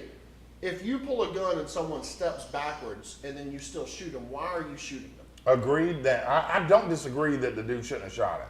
Right. What I'm saying is I can't put myself in that old man situation And say why? and say That was a guess. and say I don't know what he was thinking. We don't know that this dude wasn't didn't actually. But as an intelligent person, as an intelligent person, what I can would your say that we can assumption sit be? here and just let me cut it frame by frame, and I can make a honest decision. When he pulled the gun, be honest. Don't try to defend a point. Just Well, be I already honest. said the I know, dude shouldn't get hold on, shot. I know, we're clear on that. Be honest though. Don't try to defend a point. When that guy pulled that gun and the guy stepped back, and the guy sees him step back, but then still shoots him. You know he saw him step back and then shot him. He knew that the guy was not coming towards him. I don't believe he was disoriented and thought that the guy was coming towards him. He sees him step back. What is a fair? If you're gonna, we're guessing. We're making Okay, assumptions, if but we you're are gonna making guess, assumptions, but all the assumptions what are do you in guess? the other guy's favor. You don't think it had anything to do with the guy just shoving him on the ground? If the guy was disoriented, I mean, you're assuming that he wasn't. I don't think, when you say I don't think he was disoriented, that's a pretty strong shove. I don't think You he's know. disoriented to the point that he thought the guy was coming towards Well, him. if he banged his head on that ground and then he comes up and he sees the guy pulling his pants up, getting ready to, and he pulls the gun, you don't think he saw the guy step back? once you pull it, You gotta unload It's it. not fair when you do No. serious until you get back to the No, no, point no, and then but you do let- fun. but No. Let me address it fully and completely. The dude should not have got shot. Okay. The dude was backing up. Once he pulled the gun, he backed up. Right. So the guy shouldn't have shot it. Right.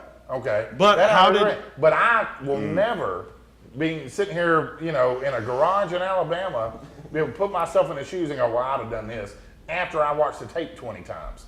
That was in the moment. I don't know what was going through that dude's head. Really, in the He moment, may he have made been. one call. He may have feared for his life. I'll say this. I don't know what kind of time he should do. Yeah. Because I do think, Well, I think that the None. situation. He's not doing anything. None. Because there is a It doesn't mean that law. law is fair or accurate I'm in not this situation. But I'm saying if there is a law, you got to follow that law. If there's a problem with the law, then you talk about that. But here's the thing that I want to say. And Matt, I mean, Danny, you've been all but married. That's what I'm saying, Michelle. I agree. Michelle says, would the guy who had the gun have the nerve to say something about the spot had he not had the gun? I don't think he would have. But Well, here's why the would deal. you Let say me that? say this. Y'all been yelling. Dang, Mike Walker says, I wish he would have pulled out two guns lined up at 20 paces and both fired at each other. All right, Scott Ross has a question or Yes. a statement. If Please, Scott. if I came out of the gas and sip, and there was a man yelling at my wife in the car, What if he was just talking?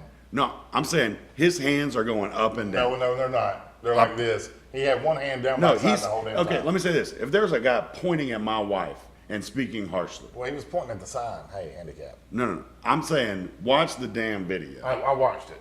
I know.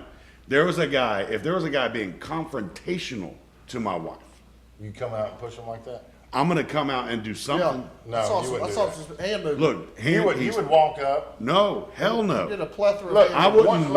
wait. You wouldn't just go and push that dude to the ground. You're telling me what I would do. Yes. You're wrong. No, I know No, you well enough no, to no, know. no. You're wrong. You wouldn't immediately go to You're, violence. here's what I'm saying. You go, hey, what the fuck is going on? Well, stop telling me what I'm gonna do. We got- And let me come tell on. you. We got some new viewers that jumped in, guys. Yeah. We're talking about this situation with this guy talking to a lady about a handicap spot. Her husband comes and pushes the dude to a ground. He pulls a gun and shoots. 'Cause him. I'm making. He brutally assaults him. Yeah, but I'm making a point here, Danny. If you would let me finish Yes. a damn sentence. Okay. Okay. Sorry. This is when I start getting mad at you Go because you ahead. keep talking I while I'm motherfucking talking. I So quit apologize. it. I apologize. If I came out of a gas and sip and saw a man pointing at my wife, and I can't hear him, but based on how he's waving and pointing, he's up. That guy he's agitated at my wife. Okay, I'm not thinking, is my wife wrong? I'm not thinking, did she do something to hurt his feelings? Would you shut the fuck up with your pointing and listen to what I'm saying? I'm absolutely listening. Okay, I'm coming out of that gas and sip. The only thing I'm thinking, I'm a shark. I am going in to stop whatever is happening. Now, after I do that, How and would I you stop it? I have no idea. That's what I'm saying. My adrenaline would be so up It would depend. because, I mean, I'm with you. If I round the corner out of that gas station, and I if see I start that. hearing loud cussing, I'm not saying I'm going to assault first, but I might get handsy real quick. I'm gonna get Yeah, involved. you would immediately As a protector. find out you know, I mean, for all you know, your significant other was yelling racial slurs at the guy. Yeah, You but know. that's what I'm saying. When I come out of the gas and He sip, could've done- I was and I just see saying. that, my first reaction is I need to stop this. Now, I'm different than the man in this video, No, you sound like you're the same. but I don't know how different I am. I've only had a couple of times in my life where I had to be physical with somebody, and I was shocked at what came from me First in that off, moment. prison is a I know. completely different environment, Yeah, thank and you you. were just to do what you did. Thank you. Dropping Thank the you. soap was no Now, Your excuse. Honor I did wouldn't not call give me it any violent, charges. No, yeah. Okay, but my point Yeah. in all of this is I'm making an identification as a husband that if I saw somebody coming at my So you wife, don't think it was wrong for pushing them down? I'm not saying that. I'm saying. what are you saying? What I'm saying is that in that moment, I go into a different logical space. Okay. I'm right now, my only concern is how can I protect my wife? Now, my situation, I probably go with comedy. I would probably do a lot of different things. I might take all my clothes off. I mean, like, would you come? Hey, You're the hey. one about the wow. Yeah. Get up now, bitch. Yeah, Woo! I Always don't- got a gun. My point Always is, got a gun. my I'm point is, sorry. I don't know what I would have done. I know it would have involved Getting stopping, in between that person. stopping and what was obviously. happening. I don't disagree, I don't disagree with that. And I wouldn't have been thinking rationally at But that you moment. wouldn't have gone and shoved an old man to the ground like that. I don't. If that guy was yelling, which we can't hear, His if that- body gestures okay, don't show that he was yelling. What I'm saying, I can say this with if he without. was, I mean, he had one arm completely down. maybe he yells he- like this. maybe he And got that's lupus. Well, when here's the thing. This guy watched. Here's what we know. This guy watched Gran Torino in the last 24 hours. yeah, Matt hates all gun owners. okay. I want a gun. Look, So- hey, thanks guys, man. Tuning in, Matt taking your I'll weapon. go away. with So, my but pistol here's the right thing. now and Here's wait the for thing. somebody to push it. I still haven't been able to make my damn Because point. you're not making it good, Scott. Just I bring know it it's because I get 3 seconds in and Danny's making gestures and shit. You just said you'd attack him with No, comedy. listen. Okay, shut the hell up for 5 seconds. Let I'm me finish my listening. comment. Just talk to me and don't pay attention. Okay. Hey, I'm why the chicken upset. cross the road? I've come out. I'm upset. I'm reacting to that situation. I want to stop that situation. Have you been That- hitting your wife, Scott? No, the situation.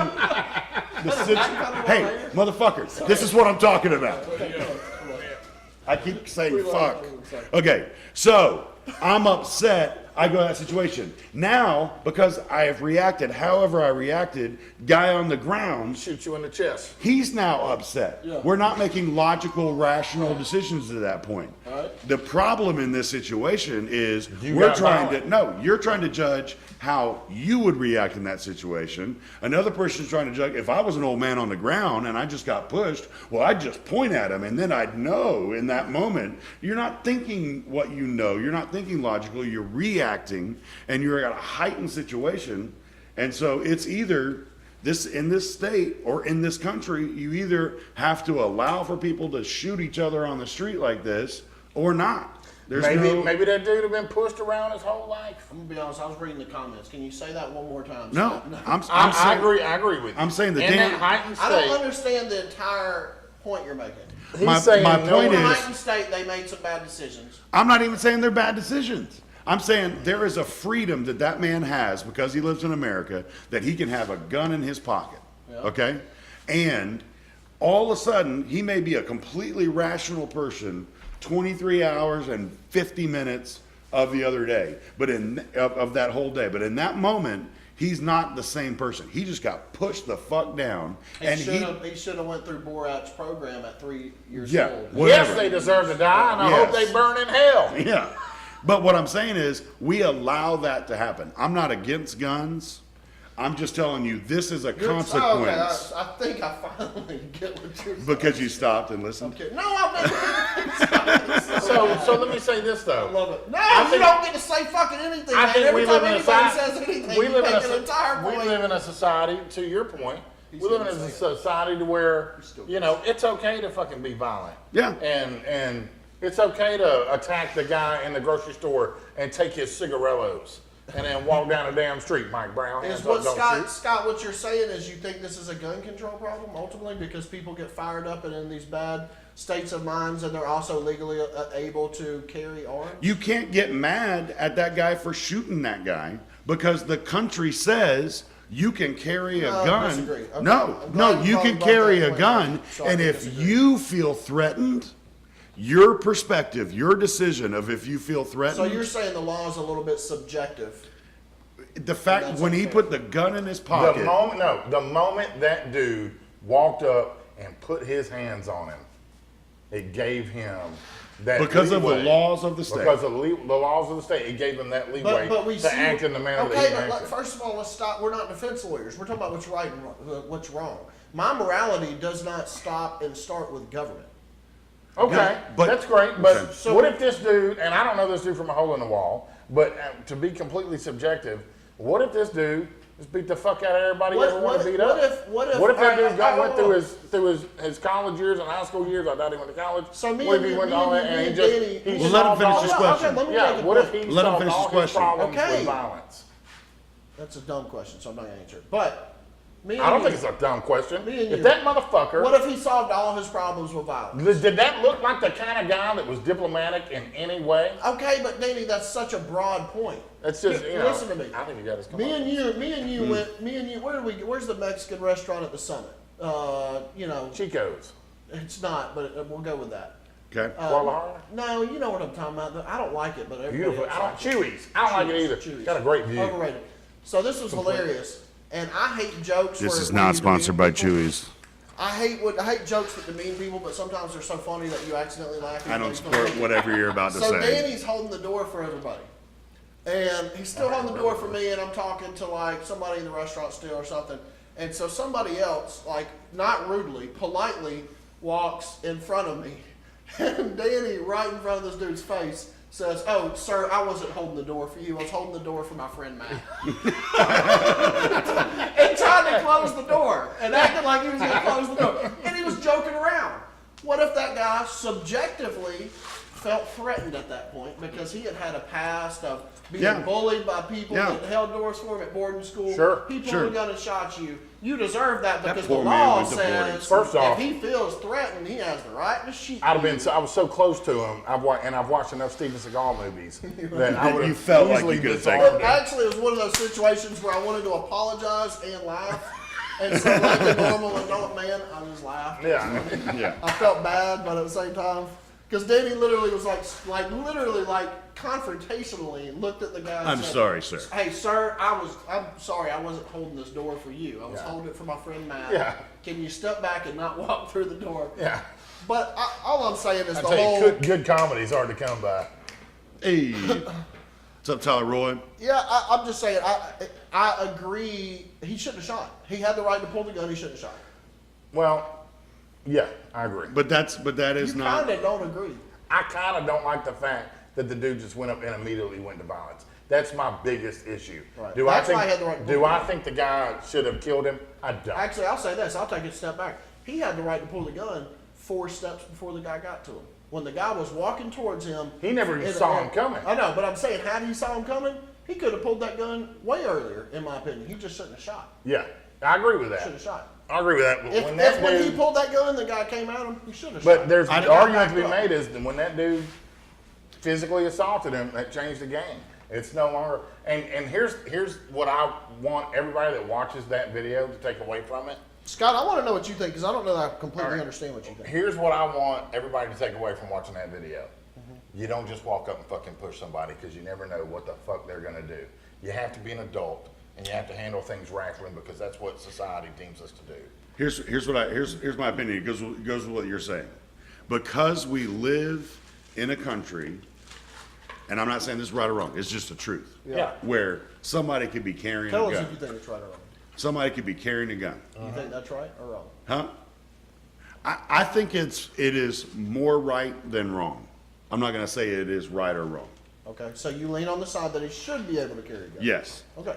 However, because he can carry a gun, and because there is the defend your ground, where if you feel like you're being threatened, then we don't, we can share our opinions, but we can't put ourselves, like you said, Danny, in that guy's shoes to decide for him as an armchair quarterback whether or not he felt his life was threatened or not. Yeah.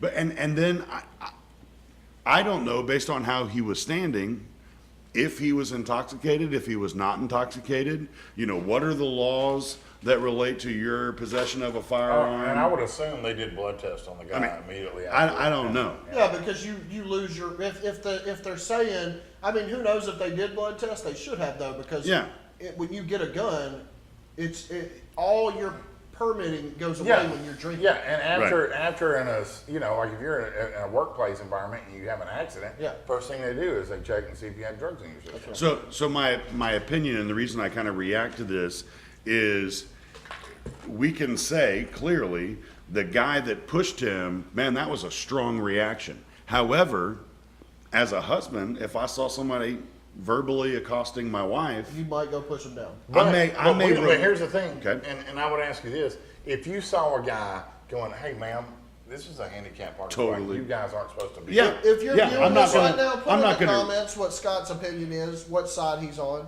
I'm not going to react that way if I walk out there. And I don't think that guy would have So should he done have what shot he or did. not? But no, that dude came out and just immediately went, you know. Should he have shot or not? What I'm saying is, it doesn't matter what I think. He lives in a place where if he feels somebody could have punched him You at can a have bar. an opinion though. What's your opinion? Do you think you should have shot him or not? Not in the way that you say it, but you don't pull a gun unless you intend to shoot him. That's what I say. And I'm not saying as a gangster. No, I'm not saying as a gangster. I'm saying, no, here's what I'm saying. And if you've watched Justified, U.S. Marshals, they always say aim for the heart. Yeah, I'm saying if you pull out a gun on somebody without the intention of pulling that trigger, a gun is not a threat. A gun is not a. Scott, so you think he should have shot? I'm saying he's not wrong. No, I'm saying he's not wrong. This is our dance performance from Scott Ross. I'm saying he's not wrong. I think you're wrong. No, no, I'm saying. We can agree to disagree. I don't know what was going on in that guy's head.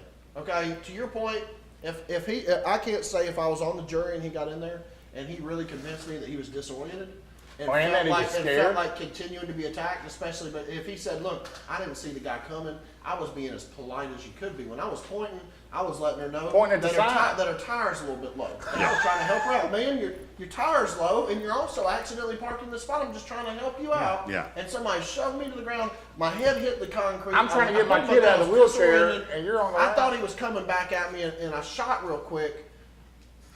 Here's what I'm saying. If you say, this is my point. If you say that he was wrong for pulling the trigger, then you're against, in my opinion, it's an extreme statement. You're against. Don't say it. Don't say You, no, you're against people being allowed to hold a gun to protect themselves. I said you are. Why? No, it's not binary, Scott. Why can't it be okay to pull the gun but not pull the trigger because they were no longer a threat after you pulled the gun? Well, It's too quick. It's too quick. It's not. It is. If you watch that video, the guy, even when he got the gun out, the guy clearly stepped back. I think he had plenty of time to realize the guy was stepping What back. if he was stepping back to pull out his own gun? Do you know what I'm doing? And that's You know what what I'm saying. doing? Circumstantially speaking, if as a jury member, he said, I thought he was pulling a gun out the back, I would maybe have a different opinion. But on the evidence we have, But we don't know what he said. You don't. we don't know. But so you we don't. have to look at the evidence. But we you have. don't All we're know. watching is a But video Scott's without point, sound. no, look, you even said he should have pulled the gun, he shouldn't have shot. Yeah. Scott's point that because he has the right to pull the gun means he should have shot is a bad point. I didn't say he disagree. should have shot. Well, I'm saying yeah, you did. I'm You saying said pulling a gun is not a threat. it's not a threat. Right. Here's what I'm saying. So If he doesn't have, the moment he got pushed down onto the ground, forget whatever else happened. If he doesn't have the ability to pull out a gun and shoot it because he felt threatened for his life, he already felt threatened for his life the moment somebody came and threw him to the ground. So if you don't think he had the ability right then, I'm not warning you I'm going to shoot you. I've pulled my gun out, I'm going to shoot you, because that's what defend your ground is. Me and Scott disagree. Well, the other side of that Yeah. coin is, I Then will you say don't this, believe I in don't gun. like the fact No, that you that's not, no, that's not villainize. fair. You totally can't say that. Danny, take my side. Take my side. All right, let me say this. I don't like the fact that you Look, villainize the we guy all thought saying, grabbing the gun was a good idea. yeah. We all, No. Not pointing It any could've been fingers. done Could've been better. done No, I'm just- But you shouldn't villainize a guy who pulled a gun thinking, now that everybody that's got a gun is walking around going, I dare somebody to fucking push me. why are you Because- changing? Why are you because- changing? All I'm saying No, I'm is, just 'Cause saying, it's let me, true. let me say this no, point. the idea When you is came- if you think you shouldn't have shot, you are anti-guns is bullshit. No, You I'm know not what saying. CNN does. I'm not saying that. What No. I am saying though is, when you first started, you did villainize a guy going, I think he had that gun, and the reason he said something was because he had that gun. I do. And he knew. I do. But then you're saying, I think the person that carries a gun on You their want me hip. to tell you why I think that? Hang on. The person that carries, in my humble estimation, the person that carries a gun They is want more to be is more confident. educated about what happens if you pull that And gun more confident. than most people. And more Let him finish the statement, please. And more, they're more competent in dealing with. They know the dangers of firearms better than somebody who Okay. doesn't have it. And on top of that, they know what happens if you pull a firearm. They're also more confident at confronting dangerous situations. If you had a spear in your hand and a bear was coming at you, would you feel a little more confident? Yeah, I didn't say there's anything wrong about it. I'm Okay, just but saying- no, you villainized it. I didn't You villainize said he was walking around, with a chip on his shoulder. No, I did. You know. You did actually. You'll That's see it not in the what I play. You'll said. see it in the That's not video. what I said. We can Yeah. look at the video. What I Roll said that was, beautiful beam. what I said was, I think he shot out of vengeance. Now it's Vengeance a guess. is mine, Now say I it said for it. the It's an assumption. There is no direct evidence that correlates that plot specifically. Right? That is a guess. That is me looking at it and just being off the cuff with you guys because we're buddies saying, man, I think he was shooting out of vengeance. Just 'cause so you I did saw do that. the I'm not Book of Mormon villainizing in him. his pocket. I'm not Let villainizing me him. ask- I think he was confronting someone. Some demons, inner And demons. I think he was more confidently. He saw his confronting, father Let me into let me that ask barrel. He had a gun on let me him. ask He you saw his this. father Let me into ask you that this barrel. question. This, and then we probably should move on I don't from think they this. want to hear about this anymore. I know, but let me ask you this question. You, In your after opinion, you recant what you said, then you could ask. I won't. If you pull a gun, are you required to verify whether or not somebody feels afraid because you pulled that gun and they're going to change? Stupid questions. No, because it sounds like that's what you're saying. No, it because doesn't. if when he pulled his gun, that guy reacted, and because he reacted that way, now I don't have to shoot you because you're walking away. Yeah. So you're saying, I'm saying if someone broke in my house right now and Yeah. I pulled a gun and they started backing away, the answer is not to shoot them. And you trying to tell me that I'm anti-guns because I believe that way is inaccurate. You can ask the question however you want to try to bait me, Scott. I'm not saying, look, I told you, if I'm a juror and he sells me on, hey man, I didn't know he was backing up. I thought he was pulling a gun. All those are fair points. Okay. All those are great points. But what I'm saying is the evidence we have, if we go to Waffle House tonight and someone comes up to us and they look like they're about to mug us, and one of us pulls a gun, if then that person starts backing away, we shouldn't shoot. That's all I'm saying. That's a fair point. Well, can we make them dance? Dance! There you go, Marty McFly. I The think- only thing I'm giving you shit about, I'm not giving you shit about disagreeing with me, Scott. I like that you disagree with me. I'm giving you shit about you, and you know it's bullshit, but you don't want to say it. You saying that I'm anti-guns for saying he should have looked at the body language and not shot. okay, I'm going to say it a different way, and I want you to decide whether or not I'm saying When it. he does that. Okay, right? No? Come a different way. I'm gonna make this Okay. easier for you. Yeah, no. You haven't You're given in me your a good enough you're in your hypothetical. house. You're in your house. You've got a shotgun. I don't know what kind of gun you have. It's dark. There's get somebody sprayed. in your house. Okay? Yeah. You've pulled your gun out. You can't tell. Your gun's out. You can't tell whether this guy is moving backwards. You can't tell what he's doing because it's really dark. But he tells you, I'm backing up. Yeah, what, you don't know. Are you justified to shoot? You don't know. It's split second. It's happening right in front of you. See this? No, answer. That's a simple question. It's not a simple. You didn't answer. Did he not dance the shit around my simple question earlier? No, but I'm gonna say but that. here it is. I'm trying to. It's not the same scenario. I see what you're trying to do. It's What not would the you same do, though? scenario. Well, what would you do? What would I do, honest to God? I Yes. pull a gun on someone. Yeah. And what? It's dark. Yeah, And I don't know if they're attacking me. you don't know. It depends. You There's still more details that I would. But no, I'm saying the guy's still standing there. You don't know what's going on. There's a chance I would shoot. Yeah. So, because of that thread that you just said right there, Right.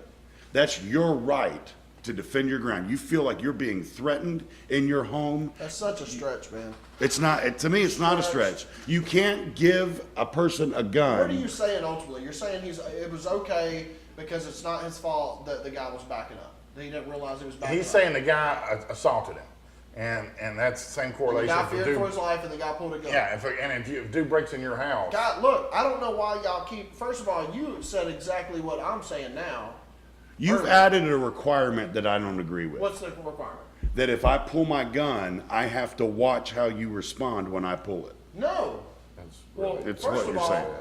no, it's natural to watch the response. But I'm saying it's not a requirement. I disagree. Yes, I am saying that. Okay. I'm saying. That's what I disagree Okay, no, with hold you. on. Let me make my point because you baited me into Okay, this go ahead. bullshit answer to fit your agenda. What I'm saying is if I pull a gun, if I pull a gun, circumstantially speaking, what happens after that fact should determine whether or not I pull that trigger. If I pull the gun and Then why someone pull the starts gun to begin walking with? away, if someone starts walking away, the answer is not to shoot them. It goes from self-defense to vengeance at a certain point. When I say, oh, I'm within my right because you scared me and I have the right to carry this gun, that doesn't make it morally okay to shoot someone if they're backing away, if they're no longer a threat. But that's all I'm saying. But raptors attack from the side. No, stop. You're right. You're here. I know. But let me say this. No, this is The moment we said it's okay for you to have a gun in your pocket to defend yourself, And your property, you can't then, in my opinion, tell that person you have to point the gun at him and see you're if being this. so impractical. You do this. No. This is what you do when you want to zoom in on a rule. Okay. Listen, Scott, here's what I would do. I would ask that man, did you notice that he was backing off of you? And that answer would tell me everything. Oh, I didn't notice he was backing off on me. Okay, maybe he had that right. Oh, I saw he was backing off on me, but he fucked with the wrong person. What if? Okay, that's wrong. What if? Like, it's that simple. Court deposition. Okay, ready? Okay, same scenario, and then I promise I'll shut up. Guy gets pushed down, man's on the ground, he pulls the gun out and fires. Okay. And I think the way you're describing it, the guy didn't have a chance to back That's up. not what that looked like to me. No, I'm not saying that. If that's what happened, No, that's a different no. story. I'm saying if he didn't take the beat, if he just went, boom, he's in his right. You're saying if he didn't hold it, you're saying Yeah, if he all just hit the I'm ground saying is- and as he's going to the ground, he rolls and boom. Yeah. Then, I mean, then you're good with that. But Scott, that you're just not seeing the forest for the trees. Oh, I see it clearly. No, you're not. You're so zoomed in on this within his right shit that it really doesn't matter. Yes, I agree. If he grabbed it because he was being threatened and shot and then found out that, oh, the guy was pulling a fake BB gun out, he still was in his right. What I'm saying is based on the evidence we saw, when he pulled the gun, if he noticed that that guy was backing away from him and was not a threat any longer, he's wrong to shoot him.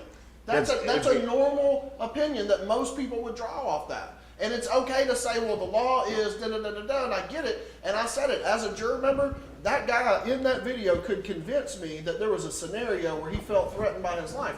But to say that it's crazy to think that if the guy backs off, he still shouldn't have shot him, that's crazy. Like, that's crazy to think that. It's wrong to read. Like, if you pull a gun and someone walks away from you, you think it's wrong to read into that? Like, no, like that's normal. That's natural. If you're no longer being threatened, then you shouldn't shoot somebody.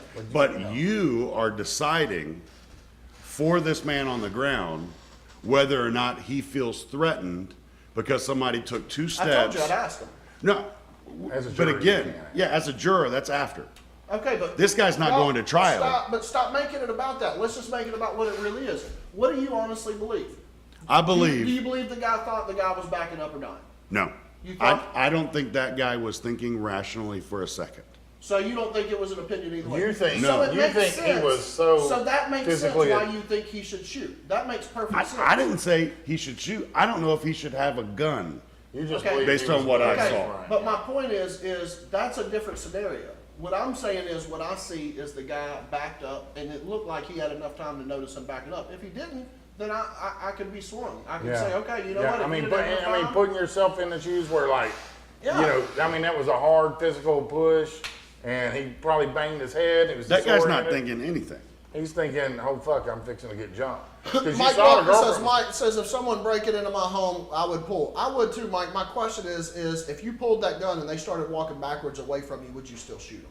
That's all. That's the only debate Now that I'm having. that's a different thing altogether. That's what I'm saying this whole time. You're saying what Matt Bailey would do in that No, situation. man, stop changing my words, Scott. That's the only reason I'm getting frustrated is you keep putting me in these boxes and telling me I'm saying shit that I'm not saying. That's not what I'm saying. Here's what I'm saying. It looked like the guy saw that the guy was backing up and still shot him. That's all I'm saying. I think if you pull a gun onto someone and then they start backing away and no longer a threat to you, you're wrong to shoot them. That's all I'm saying. Don't reword it. Don't tell me I'm saying something different. That's all I'm saying. So I'm saying he's not wrong because he has the right to do it. Maybe. I bet that dude wouldn't have gone on this Doc Holiday. Well, no, let me say this. Your premise is wrong. To say you're not wrong to do something because of what the government says about the laws is not accurate. I think your morality shouldn't spawn specifically from the legislation. Okay, then pause. I made a point earlier, I don't know if you heard it. When that guy's backing up and he backs up like this. I agreed with you. All right. So I don't know what that guy's doing. He's technically backing up. And he could assume he had a gun just like he had a gun. I said if he assumed that, then I would be on his side. But what I'm saying is, okay, never mind. You pull a gun out. You pull that trigger like an OG. No. Okay. Scott, so your overall point is if you pull a gun out, whether they back up or not, you have the right to shoot them.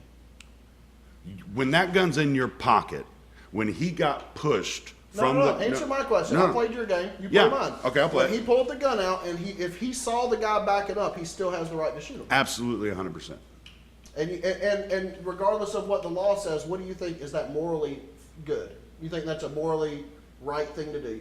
You think as a citizen, or take laws out of it, you think that guy pulls a gun and literally sees and acknowledges this guy is backing away and he's no longer a threat. You still think he morally has the right to shoot that guy? If you ask me a question about morally, That's what I'm asking. I don't think random strangers should be able to carry guns in their pockets.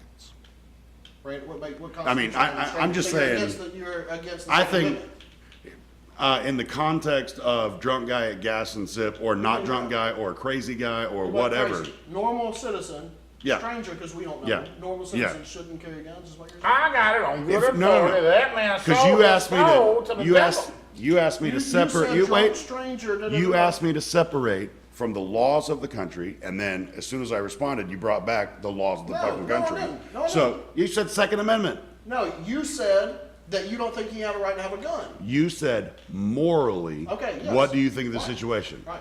Morally, I don't think we should walk around with weapons to kill each other with. If you're asking a moral question, so- the laws of the country, Second Amendment, Okay. say we have that right. So So you- it's totally fine that he has it. But doesn't that mean you're against the Second Amendment if you morally Hell think no. it's wrong? Hell no. So I don't Because understand. my morality and my laws are two separate Right. things. There are many laws that don't match my morality, Right. but they're the laws, so I follow them. Okay, Render under season. but that doesn't matter. What you're okay.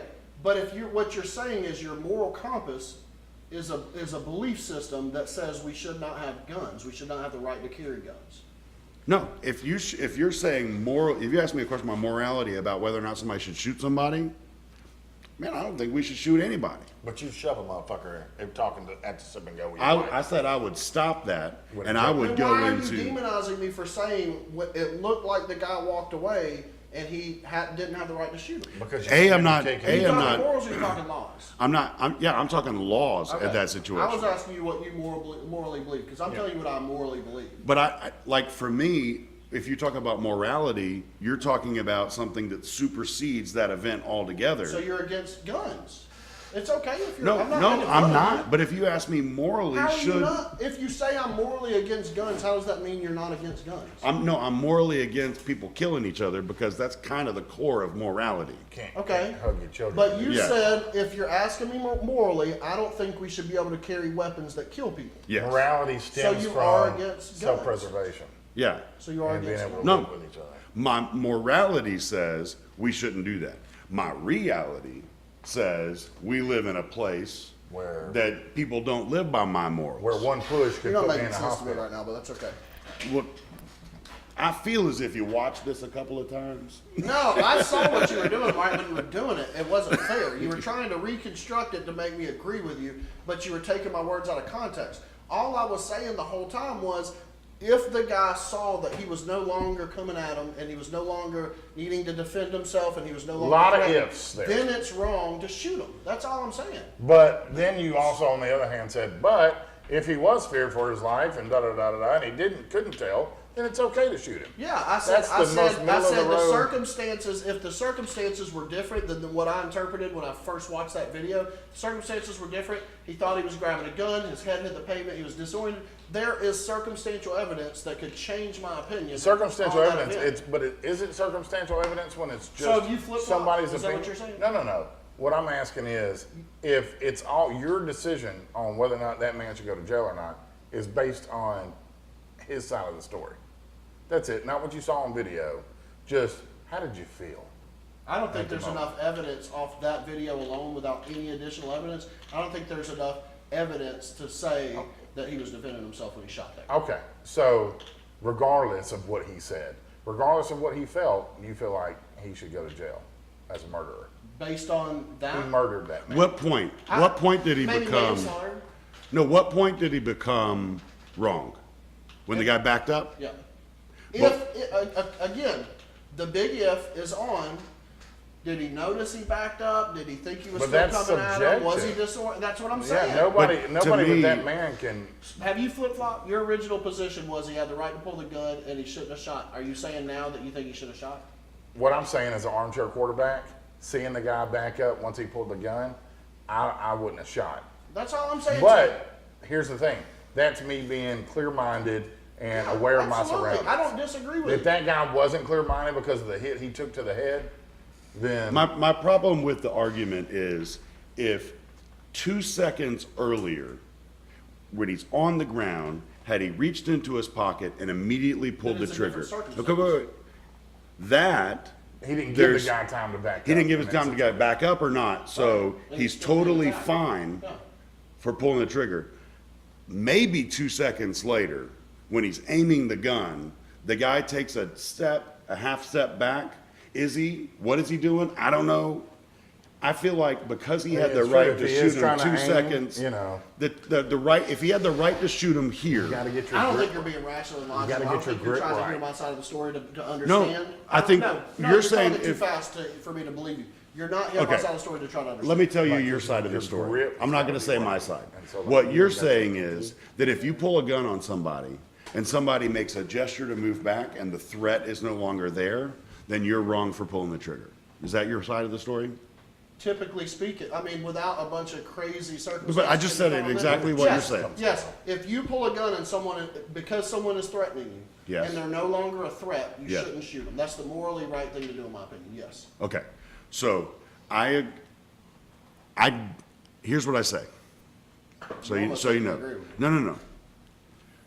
If you have the time to process everything that you just said, Yeah.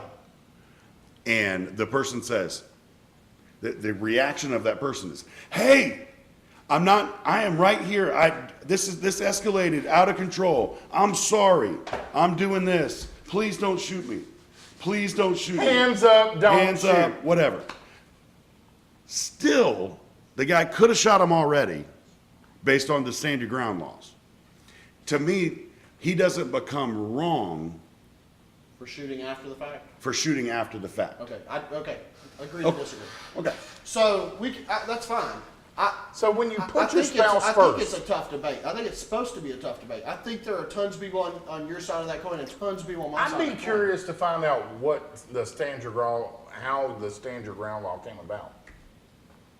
I think it's all Second Amendment. I think it's all if. Well, no, but there's a specific law about stand your ground that had to come about because of some court case. You know, Second Amendment only reaches so far. Yeah. I mean, look, you're right. There's so many assumptions when we watch that video. There's so many ways that circumstance could go. Can I ask you a don't question? disagree with that. Can I ask you a question? What? Put yourself in this situation. I'm really just because I've seen a lot of these videos and stuff like that in other countries and stuff like that where and stuff like that. I love just saying stuff like that. Yeah. But- Quid pro quo. Yeah.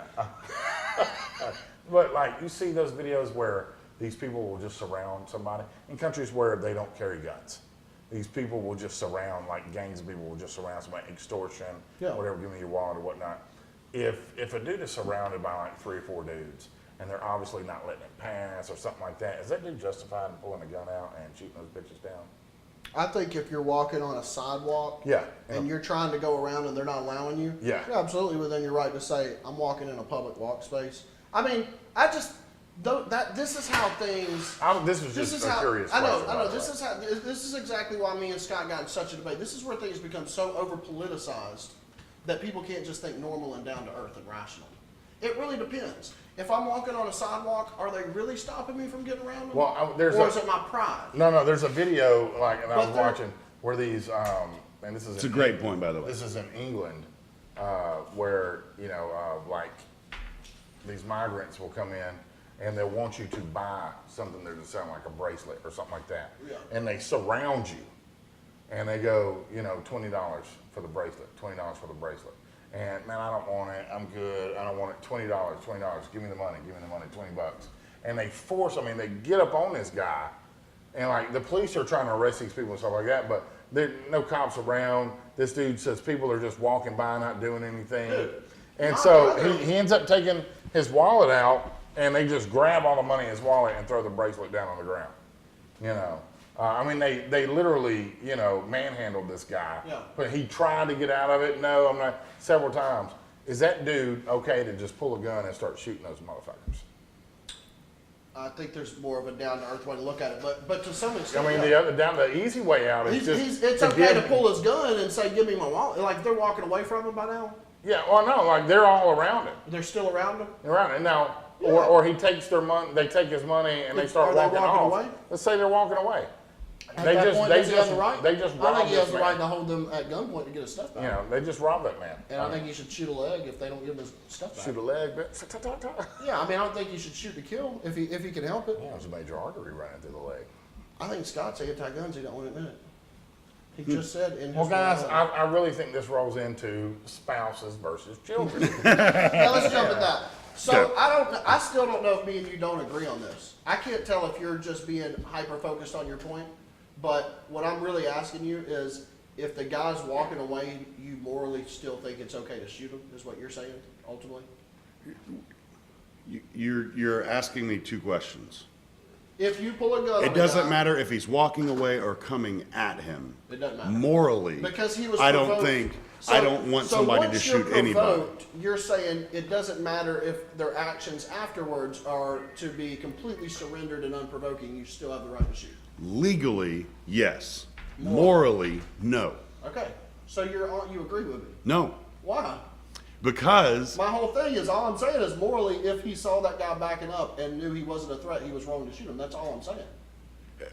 I don't think that you can judge a person that way. You can't. But if that is the case, would you agree that's accurate and fair to say? No. So you think if he pulled the gun and he did know the guy was backing away and wasn't a threat? Okay. Let's assume that he did know that the guy's backing away and is not a threat. Morally, should he have shot him?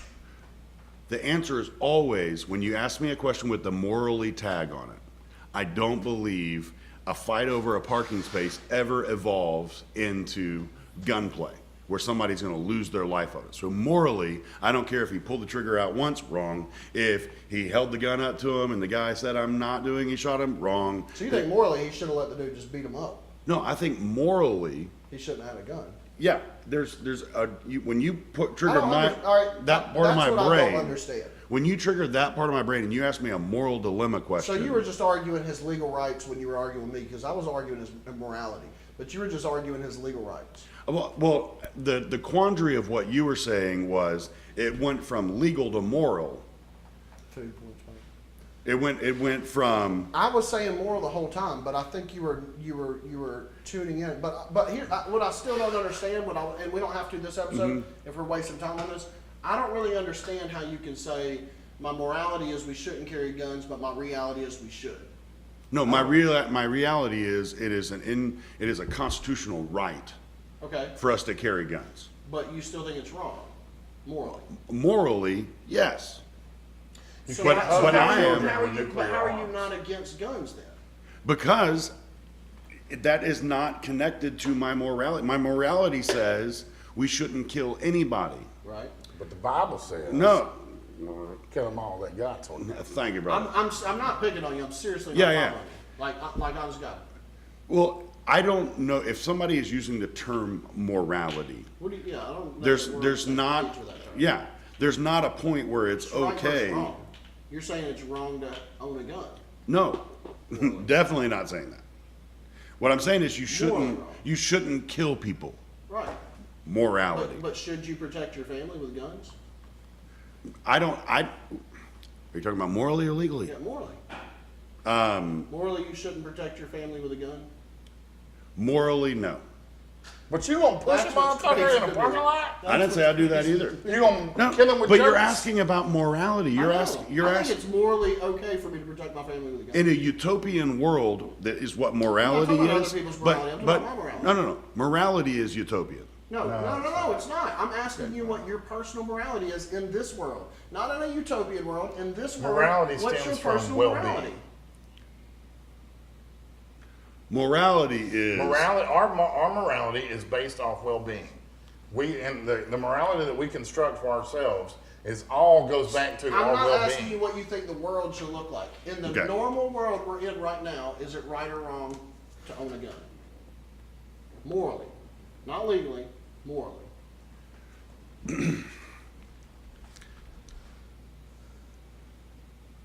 Guys, this is how we learn. We like to argue with each other until Yeah. we ask each other tough questions that we But- actually have to think about. well.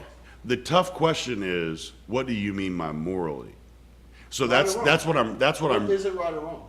Is it right or wrong to own a gun? Yeah. It's right to own a gun. Should you kill somebody? It's, No. there's never a reason you should. And from a morality standpoint, no. Which stems from well-being. So Yeah. in that scenario, had the guy been coming at you while you were holding that gun, the right thing would have been to let him hit you, not shoot him. Nope. Because we've already created a society where you're allowed to have a gun in your pocket. But your morals shouldn't. We're talking morality. Take laws away. Yes, legally you have the right to own a gun technically. Okay. Yep. Morally, should you own a gun? Morally, regardless of the law. In this society, though, not in a utopian society. In this society, morally, should you own a gun? To me, the question is obscured because let me tell you what I think of when I think of morality. Should everyone be nice to everyone? Yes. Okay. Is everyone going to be nice to everyone? No. But morally. But that's my morals But morally, say. you think we should be nice No. to each other, even though we're in a fallen world, right? Yeah, my morals tell me everybody should be nice to each other and that nobody should kill each other. My reality, which is separate from my morality, says that there are bad people in this world that don't have the same morals that I do. So we need guns to protect ourselves. So morally, it's not wrong. My morality says I don't want That's any weird, of that. man. I don't agree with that. I think you're just. Hey, looking guys, at- Well, we're don't just ask gonna me a move- damn question and We're then gonna say, move No, on. I don't think you honestly believe that, Scott. Okay, honestly. look, we're gonna- I've known we're you gonna for a little move while. on. I don't think you believe that. I think you're Okay. struggling with. Yeah, thank you, Vicky. She gets exactly what I'm talking about. Thank you, Vicky. Yeah, that's not. But that nobody. We all well, agree with let's- that. we're I gonna- agree. Well, you can't ask me a question about my morality and then say, "Now, do you not believe you can have guns?" I All right, don't let's believe. change gears. I don't think you're. I think you're struggling to see the question as I'm asking it. Change gears. I'm gonna start talking about religion. All right. Okay, go. We'll come back to it. We Okay, gotta come thank back you. to this though, Thank you. because I don't understand the disconnect of how you can't talk about morality outside of a utopian society. That's where my disconnect is. Okay. Okay. So All right, Jesus- Let's go. Now, because we still got another good one. We didn't argue enough about the sugar, so I'm glad we made up for it on that one. All right. What about the kid's first spouse first? It's obviously easy. Parents come first. You can always make more kids. See, I don't necessarily agree with that. You agree with that too, though, don't you? You can't always I won't argue as hard this time. Sorry. I love you, Scott. Hey, I'm good. Here's what I would say on this issue, and I've seen kind of both sides. I believe that the kids are going to grow up kind of fine either way. I think that issue is more about the journey than it is the end result. So I believe if that you allow a kid to feel like they are the center of the world, then as parents, you are going to follow that kid around and their whims and their And that kid's gonna play you off. oh at each all other. day long. Yeah. Is Kids the are kid smart, going to be man. ruined forever for that? No. Are the parents going to be a little tired because they're chasing after that? Where does your belief that spouse should come first stem from? It's just if spouses are together, the kids will do better. Like where's your ultimate foundation on that? Well, I'll give you the example, and I read this in a book a while back. And it kind of a spouse comes home from work, whether it's the husband. Just to let the audience know, you've read a book on both sides. You've Oh, read a yeah. book that says children first. You've also read a book because he told me about this a little bit. Actually, Yeah. it was men are from Mars, women are from Venus. If I'm not mistaken. Played a board game. So, with these flashcards were so mine. here's the scenario: spouse comes home from work, Yeah. been gone for a while. Kids are all there. If the mother comes in the door, let's say the dad is the one, just to be politically correct. Thank you. Thank you. Yes. Mom comes for the home. working moms. If the first thing she does is go love on the kids, that's not bad for the kids. That's great for the kids. They feel loved and appreciated. Yep. However, if the mom comes home, finds the husband and goes running to him and says, "I love you, honey. I've missed you. I'm so glad I'm home." Here's all the ones. that I made Yeah. today. Here's what I made today. The kids see that their home is stable, so it's not bad for the kids. And so you could argue that from both ways. My opinion on this issue is providing that stability between the parents Yeah. first and then to the kids. It's not like you're not going to love on the It's kids. the better system. Is the better system because in the long run, the kid feels like they're in a stable environment. But this goes all the way back to, in my opinion, to your baby's crying in the crib. Do you run and go pick up the baby and We use the pat Ferber him? method. Yeah, pat him on the back. We're Ferberizing him. All Can of it be a group hug? yeah, all of that kind of stuff. Mike's You about to touch on that, soothe, Vicky. you soothe the baby because it's crying, and then you put it back in the crib. Well, that's great for the baby in that moment. But what that baby just learned in that moment is when I cry, somebody comes and picks up and loves on me. Is the baby going to be harmed because you went in there and did that? No. Are you going to be tired as a parent? Yes. They will follow what you do, and now all kids are different, and everybody's going to have an opinion on that. You know, Got to it. your point, kids pick up on everything in the house. Kids pick up on how the relationships are with the parents, just in terms of if, an abusive relationship. Kids see that. Why do you believe spouse first? For the same reasons? For the exact same reasons. You just think that I parents need to be on page think, first? look, I think one of the greatest things that I saw as a kid was that I lived in a loving family where my mom cared about my dad.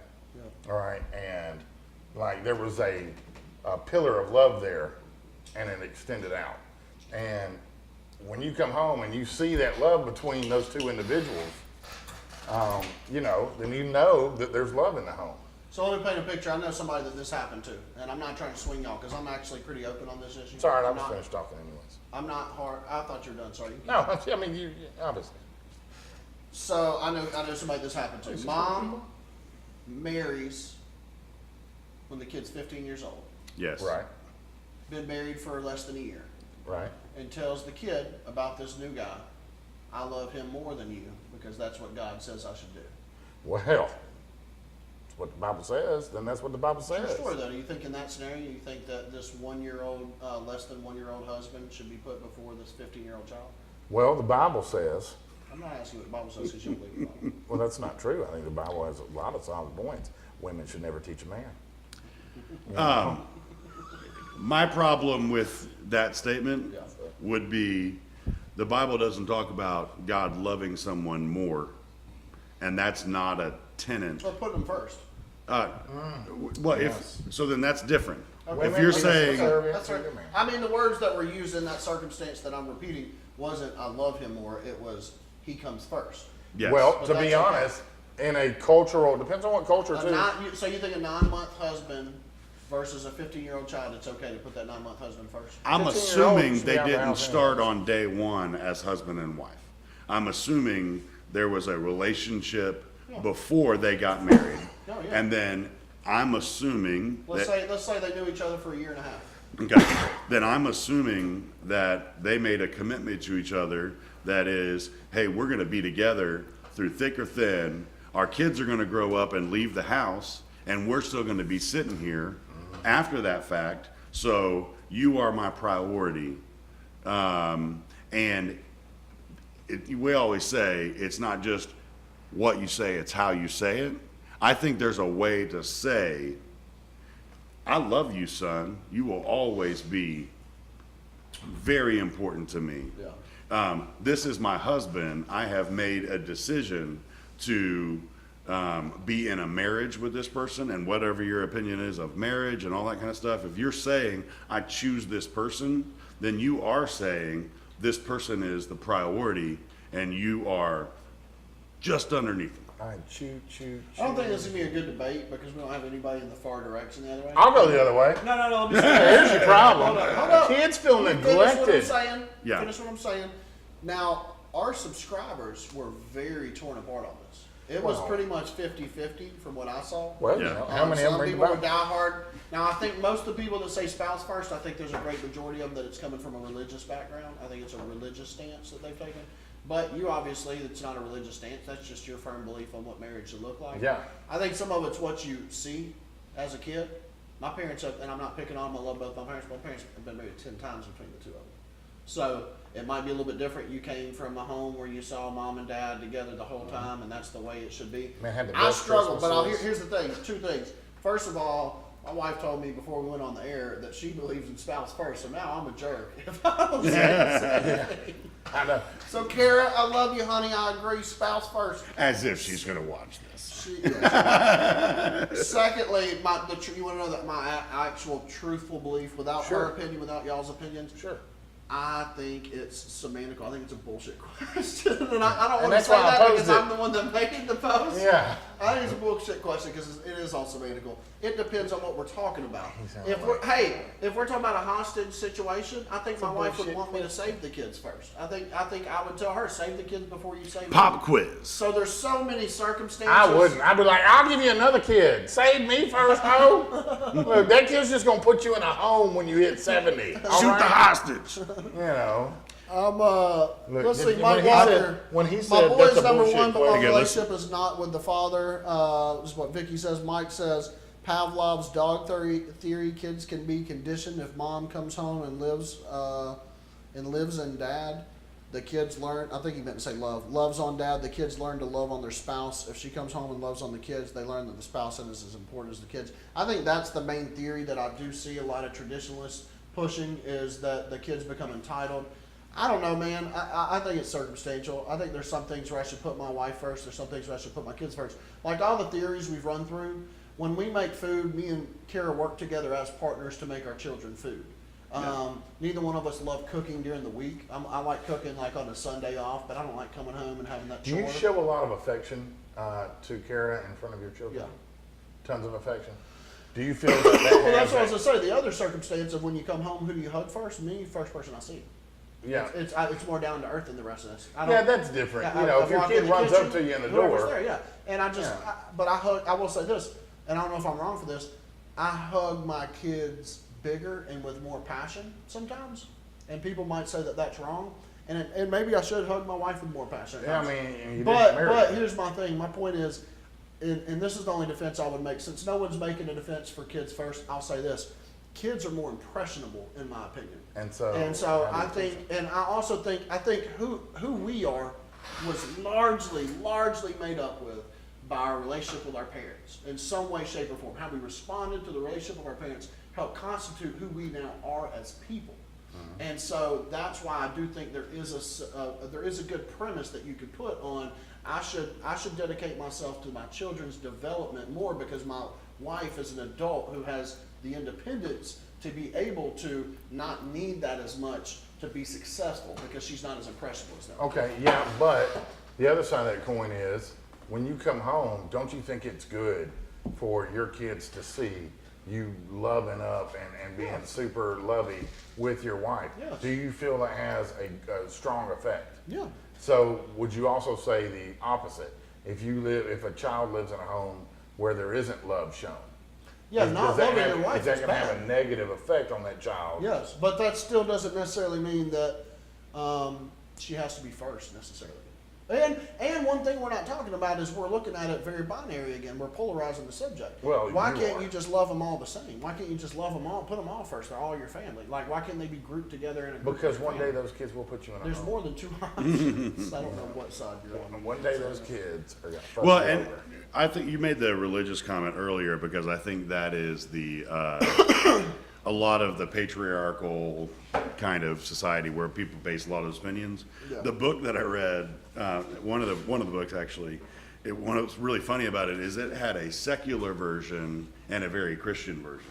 Oh, yeah. So this is funny. So when I was talking about the don't get your baby out of the crib, let it stay in there the whole time crying, because if you pick it up, ferberizing. Sorry, I didn't hear it the first time. That was really funny. If you pick up the baby, it learns that behavior. Okay, so that's how they pitched it in the secular version. Made a whole lot of sense.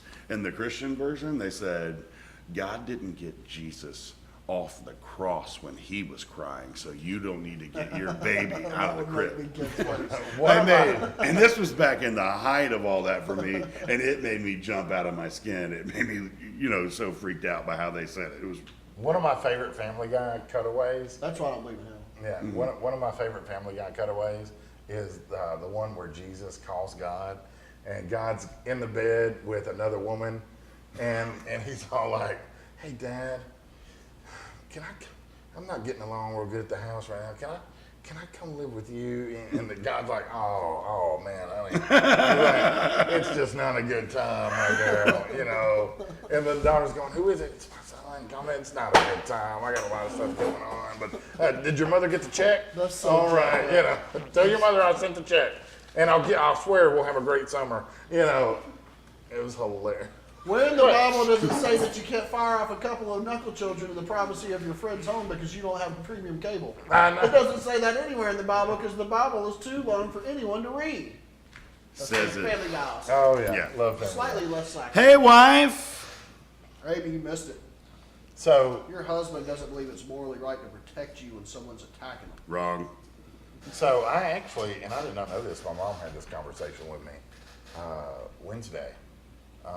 The reason, I grew up and we went to Brookhaven Baptist Church when I was a kid. And I was probably 8 years old when we left that church. And I didn't know this. I never asked her why we left the church. But we left the church, turns out, because the pastor had a problem with one of the ladies teaching a class. And biblically speaking, women aren't to teach men. And my mom's whole thing was, well, I don't think he understood. She wasn't teaching us. She was just leading a discussion. She was Yeah. facilitating an environment for y'all to be taught. She wasn't teaching. Yeah, she wasn't teaching. And that was the whole thing. I was like, and the church ended up going out of business. Because Out of business. What a great word. Yeah, well, they ended up, and it's just about the business. We all know church is a business. She should have believed for a jet. I know, right? But I was actually proud of my mom because she left that church because she felt like the preacher was being sexist. And even though, she was still clinging to the whole, well, she wasn't teaching, man. She was just, leading a discussion. That brings up a great point about religion. There is parts in the barbaric culture of the Old Testament that religion does make you confront some things. And I think the worst thing that Christians do is they justify stuff that they can't logically agree with in the name of the Lord. And that's where the whole Bible being the inerrant, infallible Word of God is a struggle for me. Well, I'll say this to your point. My mom said, well, Mom, what does the Bible say about it? And she said, well, the Bible says, women shouldn't teach men, right? And she said, but to your point, but that was back then, and that's how they looked at it back then, and so it was a different time. And what I told her was, it's because that's how they looked at it back then that you ran into the same issue in the 80s in Decatur, Alabama. It was like those harmful effects were so long lasting that in because of that, and because those beliefs were pushed out so much farther Bronze Age Palestine. That's I what's was scary about religion. Yeah.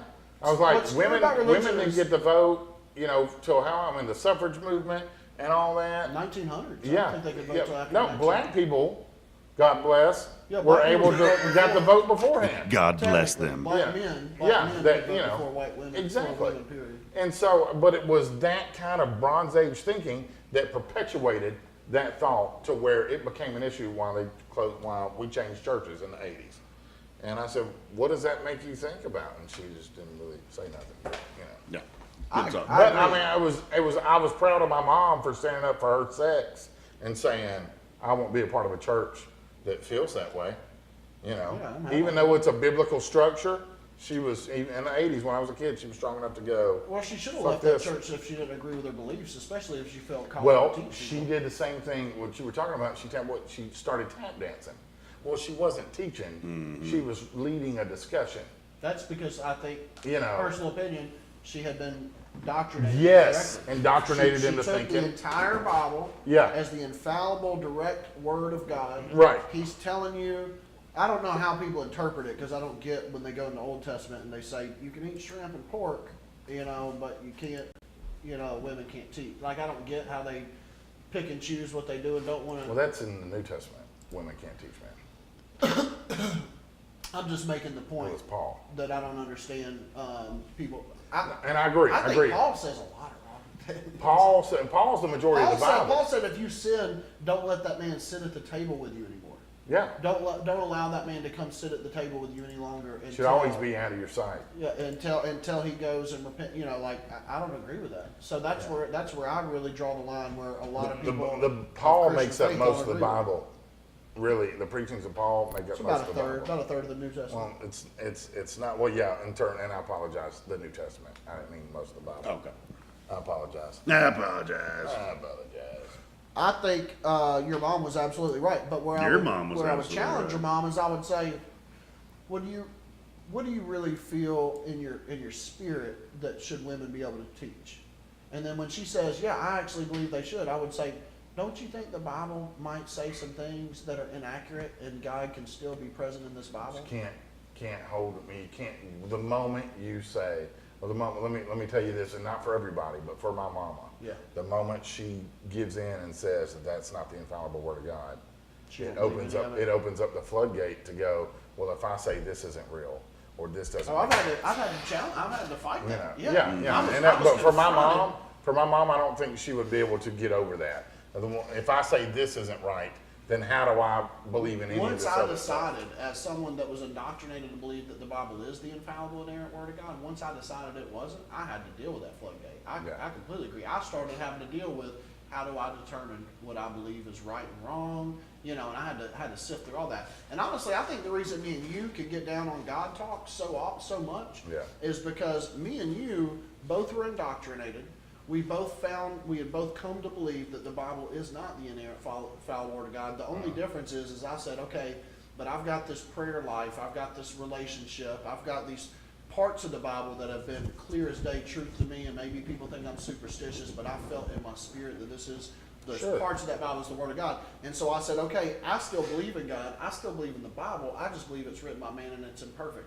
And you said, I don't think if there's some things that are wrong, I can't prove that any of it is right, and although there's good premises, I no longer, believe in this faith. So, Yeah, so and that's the for reason me I it think was, me and you get along yeah. so good on it is we just came to the same realization and pivoted differently. Yeah, and my for me point it was to you, I think there are good teachings in the Bible. well, my point to you, and I'd like to say this just so our listeners, if they're thinking or going through or whatever, like I'd like for them to be able to think for themselves and think about it. The point I made to Danny a while back was if we'll just take Billy Graham. I don't know if he's a great man or not. Good old Billy. Or Mother Teresa or whoever.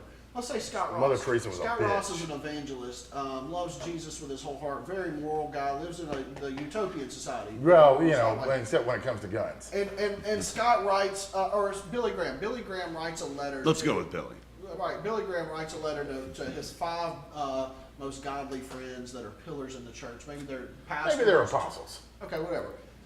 Billy Graham writes them a letter, and he's inspired by God. He says, "Man, I got to tell them about what God's been doing in my life. I got to tell them about what God, wants for their church, and all this." So he starts writing. I think if you read that, come on now, don't make fun of me. Let me finish my point before you start trying to poke fun. I think if someone read that letter 1,000 years later, they could see that and say, this is the divine word of God. This is inspired by God. This is the truth of God and Jesus Christ. It could still have some of Billy in that letter, where it's not God, it's Billy. It's his culture, his upbringing. He's been psychologically conditioned to think this about women because the culture he lived in, he didn't see 1,000 years in advance to know that they're going to have a completely different morality, and that morality is probably closer to the truth than it is right now. Just because there's pieces of Billy in that letter doesn't mean there's not pieces of God in that letter. And so that's how I look at the Bible. Is I look at the Bible and I say there's some of Paul in this book. When Paul writes, there's some of Paul. When John writes, there's some of John. There are man's fingerprints all over this Bible. You talk about the Old Testament, culturally, there is the culture in that Bible as much as there is Word of God. I just happen to believe that God's still present. Your whole point is, if I got that letter from Billy Graham 1,000 years later, if I saw the pieces of it weren't perfect, I would say the whole letter doesn't have any weight. That's just the difference in how we think. 2,000 years from now, I think people are going to be walking around and go, apparently there was this guy named Voldemort, and he was doing some really bad shit. Do you guys seeing this? Yeah. That was a lot. I did. I laid it down. I'm sorry. Well, for laying it down. let me say, Thanks, D-Rule. Yeah, I have a lot of opinions on that The subject. Bible. Yeah. Oh, we got back to it on accident, didn't we? Yeah. So I'm gonna say, So spouse first. huh? All day. That's where you're going. No, here's what I would say. That when you are talking about the Bible in the Bible Belt, Yeah. there is so much emotion connected to that Yeah. and to the concept that this is every printed, THL, every letter in the Bible is this, that you can't, there are so many people that have built everything in their life based off of that simple idea that every word in the Bible is true. Right. That you Because would, that's you what would, they've been told. but you would get into an argument with someone that believes that, when if you brought out a New Living Translation versus an NIV versus a King James versus, an interpretation, all these different things, you bring all those different sources out, and you're going to have people say, well, that's an interpretation and that's a translation. Yeah, You're going to have all these different things. But dear Lord, there are so many different versions of this text. Yes, Danny, thank you for the background music, says Vicky. I'm not. Oh. You have a microphone right here, so if you go swipe, it's still there. Yeah. I haven't sang in like 2 minutes. Yeah, well, that's probably about where our video is. So the reality to me is you have to decide whether or not you're saying whether that original text, somehow inspired The NIV by. is bullshit. Yeah. Let me tell you about that. Came out. Whether that was inspired from God, or are you talking about one of the hundreds of different interpretations and translations? So, man, that's such a big, broad subject. And then you have the historical teachings that are in the. Is what you're saying is basically the original text has been altered, so it's, as far as the divinity of God in it is different because it's been altered? Is that what you're saying? I would go so far as to say the Bible doesn't say about itself that it is some sort of icon to be worshipped and revered. Yeah, I told you about what my buddy said, where he said the Bible, if you call the Bible perfect, it's actually idolatry because you're making the Bible God, absolutely. it's not. Yeah, Well, but and it's kind of what I was saying when Paul wrote in a letter to the Corinthians, or when Luke wrote his gospel. Yeah. He wasn't writing the Bible. He wasn't writing the Bible. They thought they were writing just their own Well, then- spin on what it is. yeah, You and know, they but didn't know then these you books go were Doing this. yeah, and you go into the Old But Testament. they didn't know each other from a history standpoint. Luke didn't know who the fuck Yeah. Matthew was or Paul was, or Well, there's a little bit of that. Well, we don't even know that fucking Jesus was real from a historical standpoint. So, but you have in the Old Testament, you have stories that are being told that are allegories that are not even meant to be taken as narrative facts.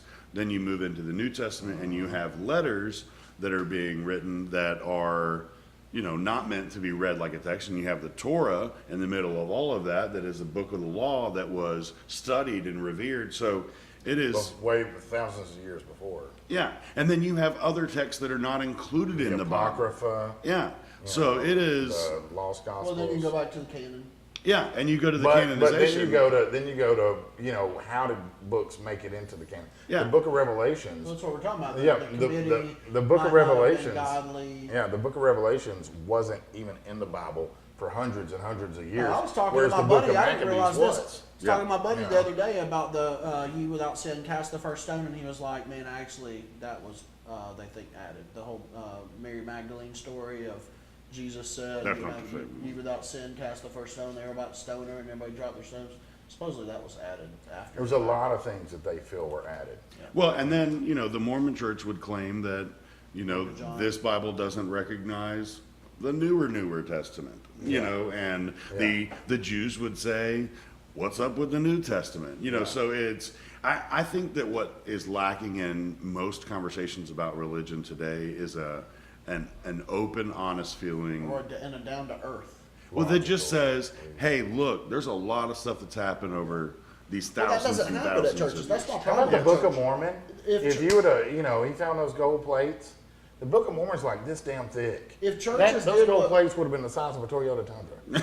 If the church, I don't know how big a if tundra the church is. did what we That's right. did and they facilitated an environment for conversation about the Bible, Yeah. that'd be a different world. But it wouldn't work. But that's not- It wouldn't work.